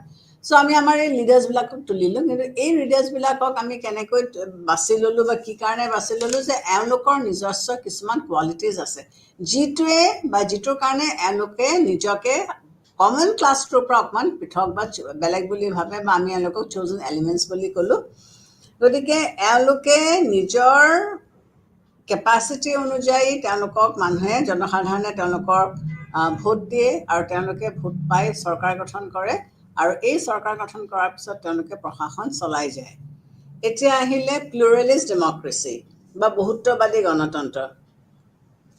এই গণতন্ত্ৰৰ আমি কিছুমান বস্তু আমি দেখিবলৈ পাইছোঁ যে এখন ৰাষ্ট্ৰৰ কি হৈছে আন এখন ৰাষ্ট্ৰৰ প্ৰতি পাৰস্পৰিক নিৰ্ভৰশীলতা। এখন ৰাষ্ট্ৰই অন্য এখন ৰাষ্ট্ৰৰ ওপৰত নিৰ্ভৰশীল হৈ পৰে। বিভিন্ন দিশত কি হৈছে যে নিজ নিজ দেশৰ সীমাৰ বাহিৰেও বা যি সমস্ত ঘটনা ঘটিছে ইয়াৰ প্ৰভাৱো কিছু পৰিমাণে দেশৰ ভিতৰত দেখিবলৈ আমি পোৱা গৈছে। তাৰমানে যেনেকৈ এখন সমাজত এজন মানুহে মানে কাম কৰি যায়, তেওঁলোকে কি কৰে বিভিন্ন অনুষ্ঠান প্ৰতিষ্ঠানৰ লগত নিজকে জড়িত ৰাখে। ঠিক তেনেকৈ প্লুৰেলিষ্টসকলৰ মতেও যে আমি ইয়াত মানুহক কিছুমান বিশেষ সুবিধা দিবৰ কাৰণে কিছুমান আমি বস্তুৰ সৃষ্টি আমি কৰিব লাগিব। যেনেকৈ কেনেকুৱা ধৰণৰ হ'ব যে নিৰ্দিষ্ট সময়ৰ ভিতৰত সময়ে সময়ে আমি নিৰ্বাচন পাতিব লাগিব, প্ৰতিনিধিত্বমূলক নিৰ্বাচন থাকিব লাগিব। যে মানুহক যদি আমি আগবঢ়াই নিবলৈ হয়, এখন সমাজক যদি গণতান্ত্ৰিক সমাজ হিচাপে আমি আগবঢ়াই নিবলৈ হয়, তেতিয়াহ'লে আমি কি কৰিব লাগিব, সময়ে সময়ে প্ৰতিনিধিত্বমূলক নিৰ্বাচন আমি পাতিব লাগিব। বহুত আৰু বিভিন্ন প্ৰকাৰৰ স্বাৰ্থগোষ্ঠী অস্তিত্ব আৰু গোটবিলাকৰ প্ৰভাৱ আৰু প্ৰতিপত্তি বিস্তাৰ সাধন কৰে। প্লুৰেলিষ্ট থিয়ৰী অফ ডেমক্ৰেচিয়ে সমাজত থকা যিবিলাক বিভিন্ন ধৰণৰ স্বাৰ্থগোষ্ঠী তেওঁলোকৰ অস্তিত্বক স্বীকৃতি দিয়ে, নিয়ন্ত্ৰণ আৰু ভাৰসাম্য নীতিক অনুসৰণ কৰে। তেওঁলোকে কি কৰে, নিয়ন্ত্ৰণ আৰু ভাৰসাম্য নীতিক তেওঁলোকে অনুসৰণ কৰে। সংখ্যালঘু গোটবিলাকৰ স্বাধীনতাৰ বাবে স্বীকৃতি প্ৰদান কৰে। যিসকল সংখ্যালঘু গোট আছে সেই সংখ্যালঘু গোটবিলাকক তেওঁলোকে স্বীকৃতি প্ৰদান কৰে। শাসন কাৰ্যত সংখ্যালঘিষ্টৰ অংশগ্ৰহণত তেওঁলোকে জোৰ দিয়ে, যে যিসকলে শাসন কাৰ্য চলায় তাত যিসকল সংখ্যালঘিষ্ট আছে তেওঁলোকেও যাতে ইয়াত অংশগ্ৰহণ কৰিব পাৰে তাৰ বাবে জোৰ দিয়া হয় বা তাৰ বাবে ব্যৱস্থা লোৱা হয়। বহুত্ববাদীসকলে বিভিন্ন ৰাষ্ট্ৰৰ মাজত পাৰস্পৰিক নিৰ্ভৰশীলতাৰ পৰিপ্ৰেক্ষিতত অতিজাতীয় শক্তিৰ বিকাশৰ ওপৰত আলোকপাত কৰে। গতিকে এখন দেশে আন এখন দেশৰ ওপৰত নিৰ্ভৰশীল, সেইটো তেওঁলোকে গুৰুত্ব দিয়ে। বহুত্ববাদীসকলে ৰাষ্ট্ৰক সকলো দিশতে যুক্তিবাদী কৰ্মকৰ্তা, ৰেচনেল এক্টৰ বুলি কয়, যে বহুত ক্ষেত্ৰত ৰাষ্ট্ৰই যুক্তিৰে কিছুমান কাম কৰে, সেইকাৰণে যুক্তিবাদী বা কৰ্মকৰ্তা বা ৰেচনেল এক্টৰ বুলি তেওঁলোকক কোৱা হয়। তেওঁলোকৰ চিন্তাধাৰাৰ মাজত বিভিন্ন ধৰণৰ প্ৰবাহ পৰিলক্ষিত হয়। তেওঁলোকৰ মতে ৰাষ্ট্ৰই একমাত্ৰ কৰ্মকৰ্তা নহয়, ৰাষ্ট্ৰৰ সিদ্ধান্তৰ ওপৰত বহুতো প্ৰতিদ্বন্দ্বিতা আছে, যেনে গোষ্ঠী আৰু আমোলাসকলে প্ৰভাৱ পেলায়। গতিকে ৰাষ্ট্ৰই যিকোনো এটা সিদ্ধান্ত যেতিয়া লয়, ৰাষ্ট্ৰই অকলে সেই সিদ্ধান্তটো ল'ব নোৱাৰে। তেওঁলোকৰ ওপৰত প্ৰভাৱ পেলাবলৈ বহুতো অনুষ্ঠান প্ৰতিষ্ঠান আছে, যেনেকৈ আমোলাসকল আছে, বা আমি কি দেখিবলৈ পাইছোঁ, গোষ্ঠী সকল আছে, বা বেলেগ বেলেগ ষ্ট্ৰং ব্যক্তিসকল আছে। বহুত্ববাদীসকলৰ মতে সংঘৰ্ষৰ দৰে সহযোগিতাও আন্তৰ্জাতিক ব্যৱস্থাৰ এটা বৈশিষ্ট্য। যেনেকৈ সংঘৰ্ষ আন্তঃৰাষ্ট্ৰীয় ফিল্ডত এটা অপৰিহাৰ্য সত্য, ঠিক তেনেকৈ সহযোগিতাও এটা সমানে গুৰুত্বপূৰ্ণ বিষয়। আন্তৰ্জাতিক সহযোগিতাৰ অভাৱনীয় প্ৰসাৰতা আন্তৰ্জাতিক সম্পৰ্কৰ ক্ষেত্ৰত গুণগত পৰিৱৰ্তন আনিছে। গতিকে সংঘৰ্ষৰ লগতে সহযোগিতাও সমানে গুৰুত্বপূৰ্ণ বা দৰকাৰ। চ' এইখিনি হ'লগৈ আমাৰ প্লুৰেলিষ্ট ডেমক্ৰেচিৰ কিছুমান বৈশিষ্ট্য আমি দেখিবলৈ পাইছোঁ। এতিয়া আমি চাওঁ যে থাৰ্ড ৱৰ্ল্ড কাণ্ট্ৰিজ বুলি যিবিলাক আমি কওঁ, তৃতীয় বিশ্ব বুলি কওঁ, এই তৃতীয় বিশ্ব দেশবিলাকত গণতন্ত্ৰৰনো ৰোলটো কি, বা গণতন্ত্ৰটোনো কেনেকুৱা? প্ৰথমতে কি হৈছে, বৰ্তমান কালত আমি যিটো গণতন্ত্ৰৰ কথা কৈছোঁ, সেইটো সৰ্বজনীন প্ৰাপ্তবয়স্ক ভোটাধিকাৰ থাকিব লাগে। গতিকে গণতান্ত্ৰিক চৰকাৰত সকলো লোকেই মানে অংশগ্ৰহণ কৰাৰ সুবিধাটো পাব লাগিব। আমাৰ যিটো বৰ্তমান যুগৰ গণতন্ত্ৰ, সেই গণতন্ত্ৰটো কিহৰ ওপৰত ভিত্তি কৰি হৈছে? সৰ্বজনীন প্ৰাপ্তবয়স্ক ভোটাধিকাৰ। গতিকে ইয়াত ধনী দুখীয়া সৰু বৰ কাৰো মাজত কোনো ধৰণৰ ডিফাৰেঞ্চ নাই। প্ৰাচীন কালৰ দেশসমূহত কি হৈছিলে, আমি জনসংখ্যা কম আছিলে। জনসংখ্যা কম থকাৰ কাৰণে তেওঁলোকে এখন মুকলি পথাৰত লগ লাগি পেলাই তেওঁলোকে যিকোনো এটা ৰাজনৈতিক সিদ্ধান্ত তেওঁলোকে ল'ব পাৰিছিলে। কিন্তু এতিয়াতো জনসংখ্যা বহুত বেছি বৃদ্ধি হ'ল, আৰু প্লাছ প্ৰত্যেকজন মানুহে ইমান হয়তো ৰাজনৈতিকভাৱে সচেতন নহ'বও পাৰে, বা তেওঁলোকৰ ইমান কেপাচিটি নাথাকিবও পাৰে। চ' এতিয়া আমি কি কৰোঁ, পৰোক্ষ গণতন্ত্ৰ, আমি আমাৰ নিৰ্বাচিত সদস্যসকলক আমি বাছি লৈছোঁ, আৰু তেওঁলোকক আমি দায়িত্ব দিছোঁ যে তেওঁলোকে আমাৰ শাসনৰ দায়িত্বটো লওক। আৰু যদি আমাৰ মন পচন্দ মতে তেওঁলোকে প্ৰশাসন চলাব নোৱাৰে বা নচলায়, তেতিয়াহ'লে হয়তো পিছৰ নিৰ্বাচনত আমি তেওঁলোকক ভোট নিদিবও পাৰোঁ। গতিকে এতিয়াৰ কথাটো হৈছে কি, এজন লোক এটা ভোট। সৰ্বজনীন প্ৰাপ্তবয়স্কৰ মূল ভেলিউ বা মূল কথাটো হৈছে কি, যে এজন লোকৰ এটা ভোট। গতিকে সকলো ভোটাৰৰে ভোটৰ মূল্য সমান। গণতন্ত্ৰত ভাষা, ধৰ্ম আদিৰ ভিত্তিত ভোটাধিকাৰ দিয়া নাযায়। সকলো মানুহকে সমানে সুযোগ সুবিধা আমি দিছোঁ। দ্বিতীয়তে, নিৰ্দিষ্ট সময়ৰ অন্তৰে অন্তৰে নিৰ্বাচন হৈ থাকিব লাগিব। যদি নিৰ্বাচন অনুষ্ঠিত কৰা নহয়, তেতিয়াহ'লে ভোটৰ কোনো ভেলিউৱেই নাথাকে, কোনো মূল্যই নাথাকিব।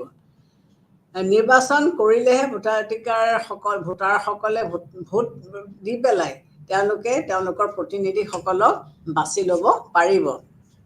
গতিকে আমি 5 বছৰৰ মূৰে মূৰে আমাৰ দেশত আমি নিৰ্বাচন পাতোঁ, বা ইংলেণ্ডতো ঠিক তেনেকৈ 5 বছৰৰ মূৰে মূৰে নিৰ্বাচন পতা হয়। নিৰ্বাচনটোৱে হৈছে জনসাধাৰণৰ এটা মেইন চ'ৰ্চ অফ পাৱাৰ, জনসাধাৰণৰ হৈছে মেইন উৎস। গতিকে চৰকাৰক নিয়ন্ত্ৰণ কৰা এইটোৱে এটা পদ্ধতি। চৰকাৰে যদি তেওঁলোকে মানুহে বিচৰা মতে কাম কাজবিলাক নকৰে, তেতিয়াহ'লে পিছৰ নিৰ্বাচনত হয়তো তেওঁলোকক ভোট নিদিবও পাৰে। গণতন্ত্ৰত এটাতকৈ অধিক ৰাজনৈতিক দল থাকিব লাগে। মাত্ৰ যিবিলাক গণতন্ত্ৰত মাত্ৰ এটা ৰাজনৈতিক দল আছে, তেতিয়া কি হয়, ইয়াক আমি ভালকৈ কি কৰিব নোৱাৰি। এই দলবিলাকে ইয়াত এটা দলে আছিল, গতিকে সৰহ প্ৰতিদ্বন্দ্বিতা নাথাকে। গতিকে মানুহে ভোট দি পেলাই কাক বাচিব? এজন মানুহকেতো বাচিলে। গতিকে ইয়াত গণতন্ত্ৰ ভালকৈ প্ৰতিনিধিত্ব বা প্ৰতিফলিত নহয়। আৰু একমাত্ৰ দল যেতিয়া থাকিব, তেতিয়া কি হয়, তেওঁলোকে জানে যে তেওঁলোকক আৰু ওফৰাব কোনেও নোৱাৰে। গতিকে তেওঁলোকে হয়তো একঘেমীয়াকৈ কাম কৰিব পাৰে, বা তেওঁলোকে হয়তো একনায়কত্বৰ দৰেও কাম কৰিব পাৰে। গতিকে এনেকুৱা ধৰণৰ কিছুমান প্ৰব্লেমছ হ'ব পাৰে। কিন্তু যেতিয়া বহুতটা দল থাকে, তেতিয়া জনসাধাৰণেও ভোটাৰসকলেও কি হয়, বাচিবৰ কাৰণে তেওঁলোকে সুবিধাটো পায়। তেওঁলোকে বাচিবলৈ সুবিধাটো পায়, কাক তেওঁলোকে ল'ব। কাৰণ প্ৰত্যেকটা দলতেতো বহুত সংখ্যক সদস্য থাকিব গতিকে এই দলসমূহক বাছি লৈ পেলাই তেওঁলোকে কাম কাজসমূহ কৰিব পাৰে তাৰ উপৰি কি হয় বিধানমণ্ডলত যদি বিৰোধী দল নাথাকে তেতিয়াহ'লে শাসনত থকা যিটো দল এই শাসনাধিষ্ঠ দলটোৱে কি কৰিব পাৰে তেওঁলোকে তেওঁলোকৰ কাম কাজবিলাক তেওঁলোকে একনায়কত্বৰে কাম কৰি যাব পাৰে কাৰণ তেওঁলোকে এইটো জানে যে তেওঁলোকক বিৰোধিতা কৰিবৰ কাৰণে কোনো নাথাকে কিন্তু যেতিয়া বহুত দল থাকে প্ৰত্যেকটা দলে সচেতন হয় প্ৰত্যেকটা দলৰে লক্ষ্য বা উদ্দেশ্য হৈছে কি যে এই নিৰ্বাচনত মই নিজিকিলো কি হ'ল পিছৰ নিৰ্বাচনততো মই জিকিম দুটা বস্তু হয় এটা তেওঁলোকে সেই ভাৱটোৰে দ্বাৰা গাইডেড বা মটিভেটেড হৈ পেলাই তেওঁলোকে কামখিনি ভালকৈ কৰিবলৈ চেষ্টা কৰে দ্বিতীয়তে তেওঁলোকে আৰু কি হয় যে আগৰ চৰকাৰে কিনো ভুল কৰিলে যিটো কথাৰ কাৰণে জনসাধাৰণ অসন্তুষ্ট হৈ পেলাই তেওঁলোকক ভোট নিদিলে এইটো তেওঁলোকৰ এটা চোৱাৰ সুবিধা থাকে তেওঁলোকৰ এটা চোৱাৰ স্কোপ থাকে গতিকে সেইকাৰণে তেওঁলোকে হয়তো পিছৰ নিৰ্বাচনত তেওঁলোকে হয়তো কামখিনি খুব বেছি ভালকৈ কৰিব ইয়াত নাগৰিকসকল আন এটা বৈশিষ্ট্য হৈছে যে নাগৰিকসকলক মৌলিক অধিকাৰ ভোগ কৰিবলৈ কিছুমান সুবিধা দিয়া হয় আমাৰ থাৰ্ড ৱৰ্ল্ড কাণ্ট্ৰিজবিলাকত নাগৰিকসকলক আমি কিছুমান মৌলিক অধিকাৰ ভোগ কৰিবলৈ দিছোঁ দেশৰ পৰিস্থিতি আৰু পৰিৱেশ ভেদে এই অধিকাৰবিলাক বেলেগ বেলেগ হ'ব পাৰে প্ৰত্যেকখন দেশতে যে অধিকাৰ একে হ'ব সেইটো নহয় পৰিস্থিতি আৰু পৰিৱেশ লৈ অধিকাৰসমূহ বেলেগ বেলেগ হ'ব পাৰে বিশেষ সুযোগ সুবিধাৰ অবিহনে নাগৰিকসকলৰ ব্যক্তিত্ব প্ৰকাশ কেতিয়াও হ'ব নোৱাৰে গতিকে নাগৰিকৰ আত্মবিকাশৰ কাৰণে তেওঁলোকক কিছুমান সুযোগ সুবিধা দিয়া হৈছে আমি ভাৰতৰ এক্সাম্পল এটা দিব পাৰোঁ ভাৰতবৰ্ষৰ ক্ষেত্ৰত তেওঁলোকে কি কৰিছে এইবিলাক সংবিধানত ব্লেক এণ্ড হোৱাইটত লিপিবদ্ধ হৈ আছে গতিকে মানুহৰ পৰা অধিকাৰসমূহ বা মানুহৰ সুযোগ সুবিধাসমূহ কোনেও কাঢ়ি নিব নোৱাৰে আৰু যদি কোনোবাই কাঢ়ি নিবৰ কাৰণে চেষ্টাও কৰিছে তেতিয়াহ'লে আমাৰ হাইকোৰ্ট আৰু সুপ্ৰিম কোৰ্ট আছে যোনে আমাক এই অধিকাৰসমূহ পুনৰ ঘূৰাই দিব আমাৰ ওপৰৰ পৰা যদি কোনোবাই কাঢ়িও লৈ যায় আমাক পুনৰ উভতাই দিব কেতিয়াবা কেতিয়াবা ব্যক্তিগত নাইবা দলীয় স্বাৰ্থৰ কাৰণে শাসনাধিষ্ঠ দলে জনসাধাৰণৰ অধিকাৰৰ ওপৰত হস্তক্ষেপ কৰিবৰ কাৰণে চেষ্টা কৰিব পাৰে কেতিয়াবা কেতিয়াবা এনেকুৱা ধৰণৰ হ'বও পাৰে যে যিটো দলে শাসনত আছে তেওঁলোকৰ নিজৰ স্বাৰ্থৰ কাৰণে তেওঁলোকে হয়তো জনসাধাৰণৰ অধিকাৰৰ ওপৰত হস্তক্ষেপ কৰিব পাৰে তেতিয়াহ'লে চৰকাৰৰ হস্তক্ষেপৰ পৰা নাগৰিকসকলক স্বাধীনতা ৰক্ষা কৰাৰ উদ্দেশ্যে মৌলিক অধিকাৰসমূহ খুবেই প্ৰয়োজন গতিকে সেই হস্তক্ষেপ কৰিলে তেতিয়া নাগৰিকসকলে যিহেতু জানে যে এইবিলাক তেওঁলোকৰ অধিকাৰ বা তেওঁলোকৰ হাইকোৰ্ট সুপ্ৰিম কোৰ্টৰ কাষ তেওঁলোকে চাপিব পাৰে তেতিয়াহ'লে এই অধিকাৰবিলাকৰ পৰা তেওঁলোকক কোনেও বঞ্চিত কৰিব নোৱাৰে ফাইনেলি দেশৰ যিটো স্বাধীন ন্যায়পালিকাৰ ব্যৱস্থা সেইটো আমি এখন গণতান্ত্ৰিক থাৰ্ড ৱৰ্ল্ড গণতান্ত্ৰিক দেশত দেখোঁ ন্যায়পালিকা যদি স্বাধীনতা নাথাকে তেতিয়াহ'লে সেইখন দেশত মৌলিক অধিকাৰ কোনে ৰক্ষণাবেক্ষণ দিব বা সেইখন দেশত নাগৰিকক সুবিধাসমূহ কোনে দিব কোনেওতো দিব নোৱাৰিব গতিকে এটা নিৰপেক্ষ বিচাৰ ব্যৱস্থা থকা প্ৰয়োজন যিটোৱে নাগৰিকসকলৰ সকলো অধিকাৰ আৰু তেওঁলোকক বঞ্চিত কৰা যিবিলাক বিষয়বস্তু আছে তাৰ পৰা তেওঁলোকক বঞ্চিত কৰিব যাতে কোনেও নোৱাৰে তাৰ বাবে এই ব্যৱস্থাটো দৰকাৰ গতিকে স্বাধীন ন্যায়পালিকাই সংবিধানৰ অভিভাৱক হিচাপেও কিছুমান দায়িত্ব পালন কৰিব লাগে গতিকে এয়াই হ'লগৈ আমাৰ যিটো গণতান্ত্ৰিক শাসন ব্যৱস্থা এই গণতান্ত্ৰিক থাৰ্ড ৱৰ্ল্ড কাণ্ট্ৰিজৰ যিটো গণতান্ত্ৰিক শাসন ব্যৱস্থা এইটোৱে হৈছে ইয়াৰ মূল হেৰি এতিয়া আমি আৰু এটা বস্তু ইয়াত চাব পাৰোঁ যে আমাৰ যিবিলাক তৃতীয় বিশ্বৰ গণতন্ত্ৰ আৰু যিটো পশ্চিমীয়া উদাৰ গণতন্ত্ৰ তাৰ মাজত কিবা কিছুমান প্ৰভেদ আছে নেকি difference between third world democracy and western liberal democracy গতিকে তৃতীয় বিশ্ব গণতন্ত্ৰ আৰু পশ্চিমীয়া উদাৰ গণতন্ত্ৰৰ মাজত কিনো প্ৰভেদ আছে প্ৰথমটো হ'ল যে আমাৰ যিটো পশ্চিমীয়া গণতন্ত্ৰ এই পশ্চিমীয়া গণতন্ত্ৰত কেৱল মাত্ৰ দুটা দল থাকে এই দুটা দল থকাৰ কাৰণে এটাই চৰকাৰ গঠন কৰে আৰু আনটোৱে বিৰোধী দল হিচাপে তেওঁলোকৰ কাৰ্য পালন কৰি লৈ যায় গতিকে কি হৈছে আমাৰ যিহেতু ইয়াত দুটা দলে থাকিব এটা দলে দেখিছে যে তেওঁলোকে এইবাৰ ভাল কাম কৰিছে গতিকে তেওঁলোক চৰকাৰত আছে এইবাৰ তেওঁলোকে কৰিব পৰা নাই তেওঁলোকে পিছৰবাৰত হয়তো ভোটাধিকাৰ নাপাব আহিব নোৱাৰিব পাৰে এই দেশবিলাকত সৰু সৰু অন্য দল আছে যদিও এই সৰু সৰু দলবিলাকে কিন্তু কোনো ধৰণৰ বিশেষ ভূমিকা পালন কৰিব পৰা নাই। গতিকে এই দলবিলাকৰ এই দেশবিলাকত দুটা মেজৰ দলৰ বাহিৰেও হয়তো বিভিন্ন কাৰণত বা বিভিন্ন ক্ষেত্ৰত আমি কিছুমান সৰু সৰু দল দেখিবলৈ পাওঁ, কিন্তু এই দলবিলাকে কোনো ধৰণৰ বিশেষ ভূমিকা পালন কৰিব পৰা নাই। কিন্তু যিবোৰ তৃতীয় বিশ্বৰ গণতন্ত্ৰ, এই গণতন্ত্ৰ দেশবিলাকত কি হৈছে, বহুদলীয় শাসন ব্যৱস্থা আছে। ইয়াত বিভিন্ন ধৰণৰ ৰাজনৈতিক দল আছে। এটা আমি এক্সাম্পল দিব পাৰোঁ যে আমাৰ দেশত কংগ্ৰেছ, ফৰ এক্সাম্পল, স্বাধীনতা আন্দোলনটো কংগ্ৰেছে আগবঢ়াই নিছিলে আৰু প্ৰায় 1969লৈকে আনডিভাইডেড কংগ্ৰেছে তেওঁলোকৰ শাসনভাৰ চলাইছিলে। কিন্তু তাৰপিছত তেওঁলোকৰ মাজতে বিভাজন হ'ল। তাৰপিছত তেওঁলোকৰ 1977ত মোৰাৰজী দেশাই আহিল, এতিয়া বিজেপিৰ মৰ্চা চৰকাৰ চলি আছে। এতিয়া আল্টিমেটলি কি হৈছে যে লেটেষ্ট ট্ৰেণ্ডটো হৈছে কি যে কোৱালিশ্যন গভৰ্ণমেণ্ট, সংযুক্ত চৰকাৰ। এতিয়া সেইটো ট্ৰেণ্ড আহিছে যে থাৰ্ড ৱৰ্ল্ড কাণ্ট্ৰিজবিলাকত আগৰ যিটো একচেটীয়া এটা বহুতটা ৰাজনৈতিক দল থাকিলেও এটা ৰাজনৈতিক দলেই গোটেই শাসনভাৰৰ দায়িত্বটো লৈছিলে। এতিয়া কিন্তু সেইটো নহয়। এতিয়া আমি বেচিকেলি এতিয়া সংযুক্ত চৰকাৰৰ এটা পিকচাৰ আমি দেখিবলৈ পাইছোঁ। পশ্চিমীয়া যিবোৰ দেশ, এই দেশবিলাকত কি হৈছে, ৰাজনৈতিক দলবিলাক আদৰ্শৰ ভিত্তিত গঠন কৰা হয়। যেনেকৈ ইংলেণ্ডৰ বনোৱা বা ৰক্ষণশীল দুটা দলে আছে, এটা হৈছে বনোৱা দল, এটা হৈছে ৰক্ষণশীল দল। এই দলকেইটা বা আমেৰিকাত আমাৰ কি আছে, ৰিপাব্লিকান বা ডেমক্ৰেটিক, এই দলকেইটা আছে। এই দুটা দলৰে নিজৰ নিজৰ একোটা আইডিঅলজি আছে আৰু সেই আইডিঅলজিৰ উদ্দেশ্যে দলবিলাক গঠন কৰা হৈছে আৰু তেওঁলোকে তেওঁলোকৰ কাম কাজবিলাক চলাই নিয়ে। কিন্তু এই দলসমূহৰ আমাৰ তৃতীয় গণতান্ত্ৰিক দেশৰ আদৰ্শৰ উপৰিও প্ৰত্যেকটা দল ইয়াত নোডাউট আদৰ্শৰ ওপৰতে ভিত্তি কৰি গঠন কৰা হৈছে। কিন্তু আদৰ্শৰ ওপৰত বা ইনস্পাইট অফ ডেট আমি ইয়াত কি দিছোঁ, জাতি ধৰ্ম আদিৰ ওপৰত ভিত্তি কৰি ৰাজনৈতিক দলবিলাক গঠন কৰা হয়। কিন্তু তেওঁলোকৰ ৱেষ্টাৰ্ণ কাণ্ট্ৰিজত ৰিপাব্লিকান গভৰ্ণমেণ্টেই হওক বা ডেমক্ৰেটিক গভৰ্ণমেণ্টেই হওক বা লেবাৰ পাৰ্টি হওক বা কনজাৰ্ভেটিভ পাৰ্টি হওক, তেওঁলোকৰ নিজৰ নিজৰ কিছুমান স্পেচিফিক আইডিঅলজি আছে আৰু এই আইডিঅলজিৰ ওপৰত ভিত্তি কৰি হয়। কিন্তু ভাৰতবৰ্ষত যিহেতু বহুতটা দল আছে, সেই বহুতটা দলৰ আইডিঅলজিবিলাকো বেলেগ বেলেগ আৰু জাতি বৰ্ণ এইবিলাকক লেংগুৱেজ এইবিলাকৰ ওপৰত লৈ পেলাই তেওঁলোকৰ দল গঠন কৰা হৈছে। পশ্চিমীয়া গণতন্ত্ৰৰ দেশসমূহত আঞ্চলিক ৰাজনৈতিক দল থাকিলেও চৰকাৰী কাম কাজত এই দলবিলাকে বিশেষ সক্ৰিয় ভূমিকা গ্ৰহণ কৰিব নোৱাৰে। ইয়াত আগতে মই কৈছোঁ যে ইয়াত বেলেগ বেলেগ ৰাজনৈতিক দল আছে ঠিকেই, কিন্তু বেলেগ বেলেগ ৰাজনৈতিক দল থকা স্বত্বেও কিন্তু এওঁলোকে এটা ষ্ট্ৰং ডিচিশ্যন বা এটা ষ্ট্ৰং সিদ্ধান্ত লোৱাত তেওঁলোকে অংশগ্ৰহণ কৰিব নোৱাৰে। কিন্তু যিবিলাক থাৰ্ড ৱৰ্ল্ড কাণ্ট্ৰিজ, এই দেশসমূহত আঞ্চলিক দলসমূহে চৰকাৰী নীতি নিৰ্ধাৰণৰ বিষয়ত অংশগ্ৰহণ কৰাৰ সুবিধা পায়।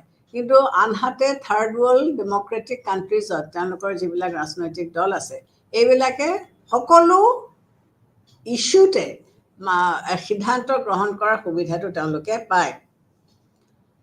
প্ৰধান আঞ্চলিক যিবিলাক দল আছে, সেই আঞ্চলিক দলসমূহে আঞ্চলিক দলৰ সহযোগিতাত চৰকাৰ গঠন কৰিব লগা হোৱাৰ কাৰণে আঞ্চলিক দলসমূহে ইয়াত গুৰুত্বপূৰ্ণ ভূমিকা ল'ব পাৰিছে।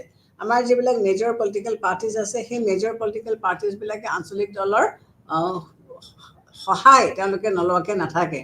আৰু যিহেতু আঞ্চলিক দলসমূহৰ সহায় সুবিধা লয়, গতিকে তেওঁলোকে আঞ্চলিক দলৰ যিটো ফিলচফি বা আঞ্চলিক দলৰ যিটো আদৰ্শ তেওঁলোকে আগবঢ়াইছে, সেইটোক তেওঁলোকে নুই কৰিব নোৱাৰে।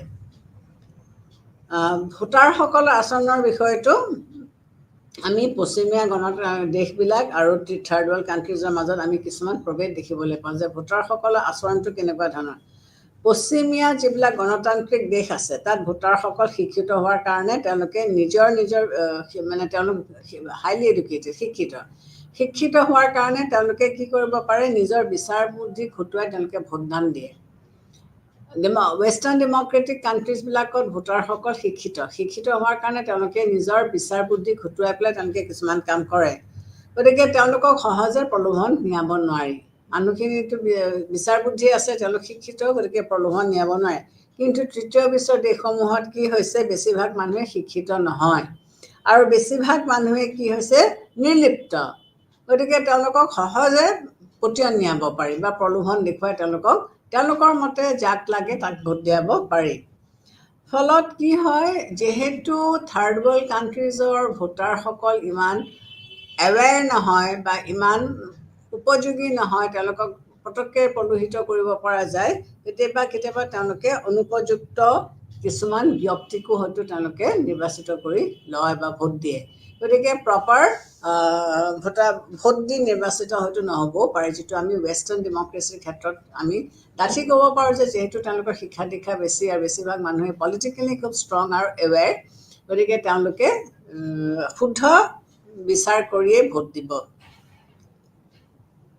আৰু এই পশ্চিমীয়া দেশ আৰু তৃতীয় বিশ্বৰ দেশবিলাকৰ মাজত আৰু এটা প্ৰভাৱ আছে কি, যে পশ্চিমৰ দেশসমূহত জাতি, ধৰ্ম, ভাষা আদিৰ ভিত্তিত ৰাজনৈতিক দল গঠন কৰা নহয়, নাইবা নিৰ্বাচনৰ সময়ত এইবিলাকে কোনো ধৰণৰ গুৰুত্ব লাভ নকৰে। গতিকে ৱেষ্টাৰ্ণ কাণ্ট্ৰিজবিলাকত, ৱেষ্টাৰ্ণ ডেমক্ৰেটিক কাণ্ট্ৰি, গতিকে এইবিলাক সমস্যা হৈছে।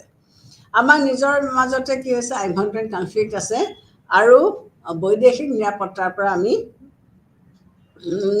আমি ভুগিছোঁ। আমাৰ যিবিলাক ওচৰে পাঁজৰে যিবিলাক বিদেশী দেশ আছে, সেইবিলাকৰ লগত মাজে সময়ে আমাৰ যুদ্ধ বিগ্ৰহ লাগিছে, যিটোৱে আকৌ গৈ থৈ পেলাই আমাৰ ইকনমিটোক ইম্পেক্ট কৰিছে বা এফেক্ট কৰিছে। সামাজিক প্ৰতিবন্ধকতা কিছুমান আছে। যদিও আমি এতিয়া ছায়েন্স টেকন'লজি পঢ়ি, ছায়েন্স এণ্ড টেকন'লজি আমাক বহুত দূৰলৈ আগবঢ়াই নিছে, কিন্তু আমাৰ ভাৰতীয় যিখন সমাজ ব্যৱস্থা, আমি ভাৰতৰ কথা এটা এক্সাম্পল দিছোঁ, এই ভাৰতীয় সমাজ ব্যৱস্থাটোত কি হৈছে, সমাজখনে আমাক কিছুমান নীতি নিয়ম বান্ধি দিছে। সেই নীতি নিয়মৰ পৰা আঁতৰি গ'লে আমি সমাজৰ বিপৰীতে যোৱা হয়। গতিকে সেই প্ৰতিবন্ধকতাটোৱে আমাক উন্নতিৰ পথত যোৱাত কিছুমান বাধাৰ সৃষ্টি কৰিছে।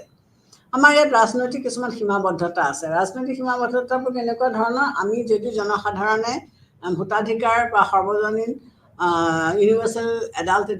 ইউনিভাৰ্চেল ভোটাধিকাৰৰ ওপৰত আমি বিশ্বাস কৰোঁ, কিন্তু আমি পলিটিকেলি সঁচাকৈ সিমান এৱেৰনে, আমি গোটেই কথাবিলাক সঁচাকৈ জানোনে, এই পলিটিকেল এৱেৰনেছটো নথকাৰ কাৰণে আমি আমাৰ যেতিয়া প্ৰতিনিধিসকলক বাছি লৈছোঁ, তেতিয়া আমাৰ কিছুমান অসুবিধা হৈছে নেকি, এই ধৰণৰ প্ৰতিবন্ধকতা কিছুমান আমি সন্মুখীন হ'বলগীয়া হৈছে। গণতান্ত্ৰিক শাসন প্ৰতিষ্ঠাৰ সংৰক্ষণৰ সমস্যা। অলৰেডি আগতেই কৈছোঁ যে আমাৰ দল ত্যাগটো এটা ডাঙৰ সমস্যা। প্ৰত্যেকটা ব্যক্তিয়ে এটা দলৰ ভোট টিকট লৈ পেলাই নিৰ্বাচন খেলে, আৰু যদি কিবা কাৰণে মিনিষ্টাৰৰ পষ্টটো নাপালে তেওঁ সেইটো ত্যাগ কৰি দিলে। গতিকে এনেস্থলত কি হৈছে, গণতন্ত্ৰক ভালকৈ স্থাপন কৰাত আমাৰ কিছুমান অসুবিধা হৈছে, বা আমি গণতন্ত্ৰক যিটো ধৰণে সংৰক্ষিত কৰিব লাগিছিল, সেই ধৰণে হয়তো আমি সংৰক্ষিত কৰিব পৰাও নাই। তাৰোপৰি ভাৰতবৰ্ষৰ এক্সাম্পল এটা কৈ দিছোঁ যে আমাৰ ইয়াত বহুত ধৰণৰ সাংস্কৃতিক গ্ৰুপ আছে।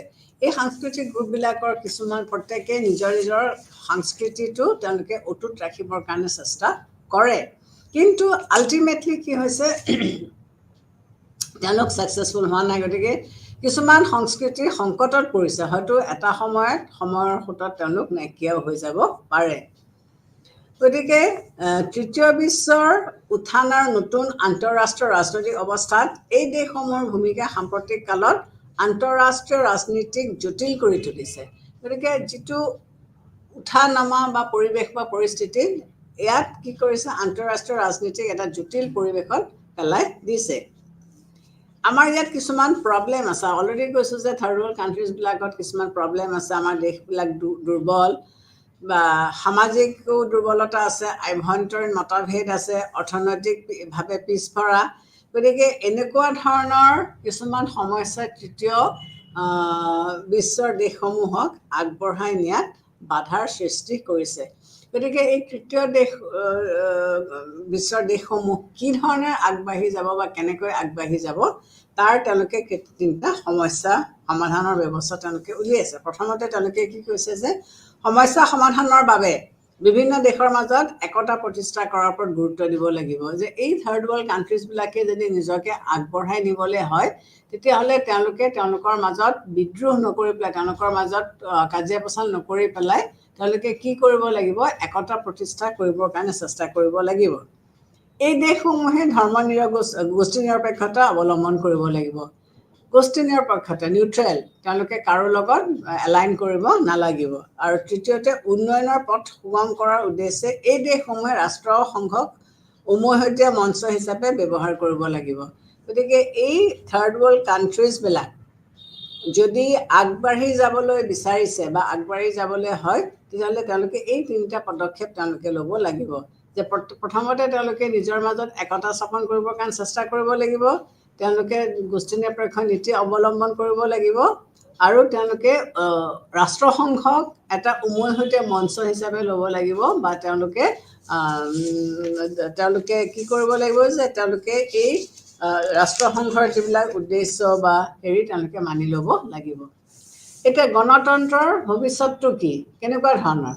গণতন্ত্ৰৰ ভৱিষ্যতৰ বিষয়ে যদি আমি ক'বলৈ যাওঁ, তেতিয়া কি দেখিম যে প্ৰথম অৱস্থাত যেতিয়া দেশবিলাকে গণতন্ত্ৰক আঁকোৱালি লৈছিলে, তেতিয়া গণতন্ত্ৰ খুব সুন্দৰকৈ আগবাঢ়ি গৈছিলে। কিন্তু ফাৰ্ষ্ট ৱৰ্ল্ড ৱাৰৰ পিছৰ পৰা দেখিছোঁ যে গণতন্ত্ৰত কিছুমান ধৰণৰ সংকটৰ সৃষ্টি হৈছে বা সংকেত তেওঁলোকে দেখিবলৈ পাইছে। কিয়নো এই যুদ্ধ বিগ্ৰহবিলাক যেতিয়া হ'ল, সেই যুদ্ধ বিগ্ৰহ হোৱাৰ কাৰণে তেওঁলোকৰ কিছুমান কাম যেনেকৈ বিচাৰিছিলে তেওঁলোকে কৰিব পৰা নাছিলে। Thank you.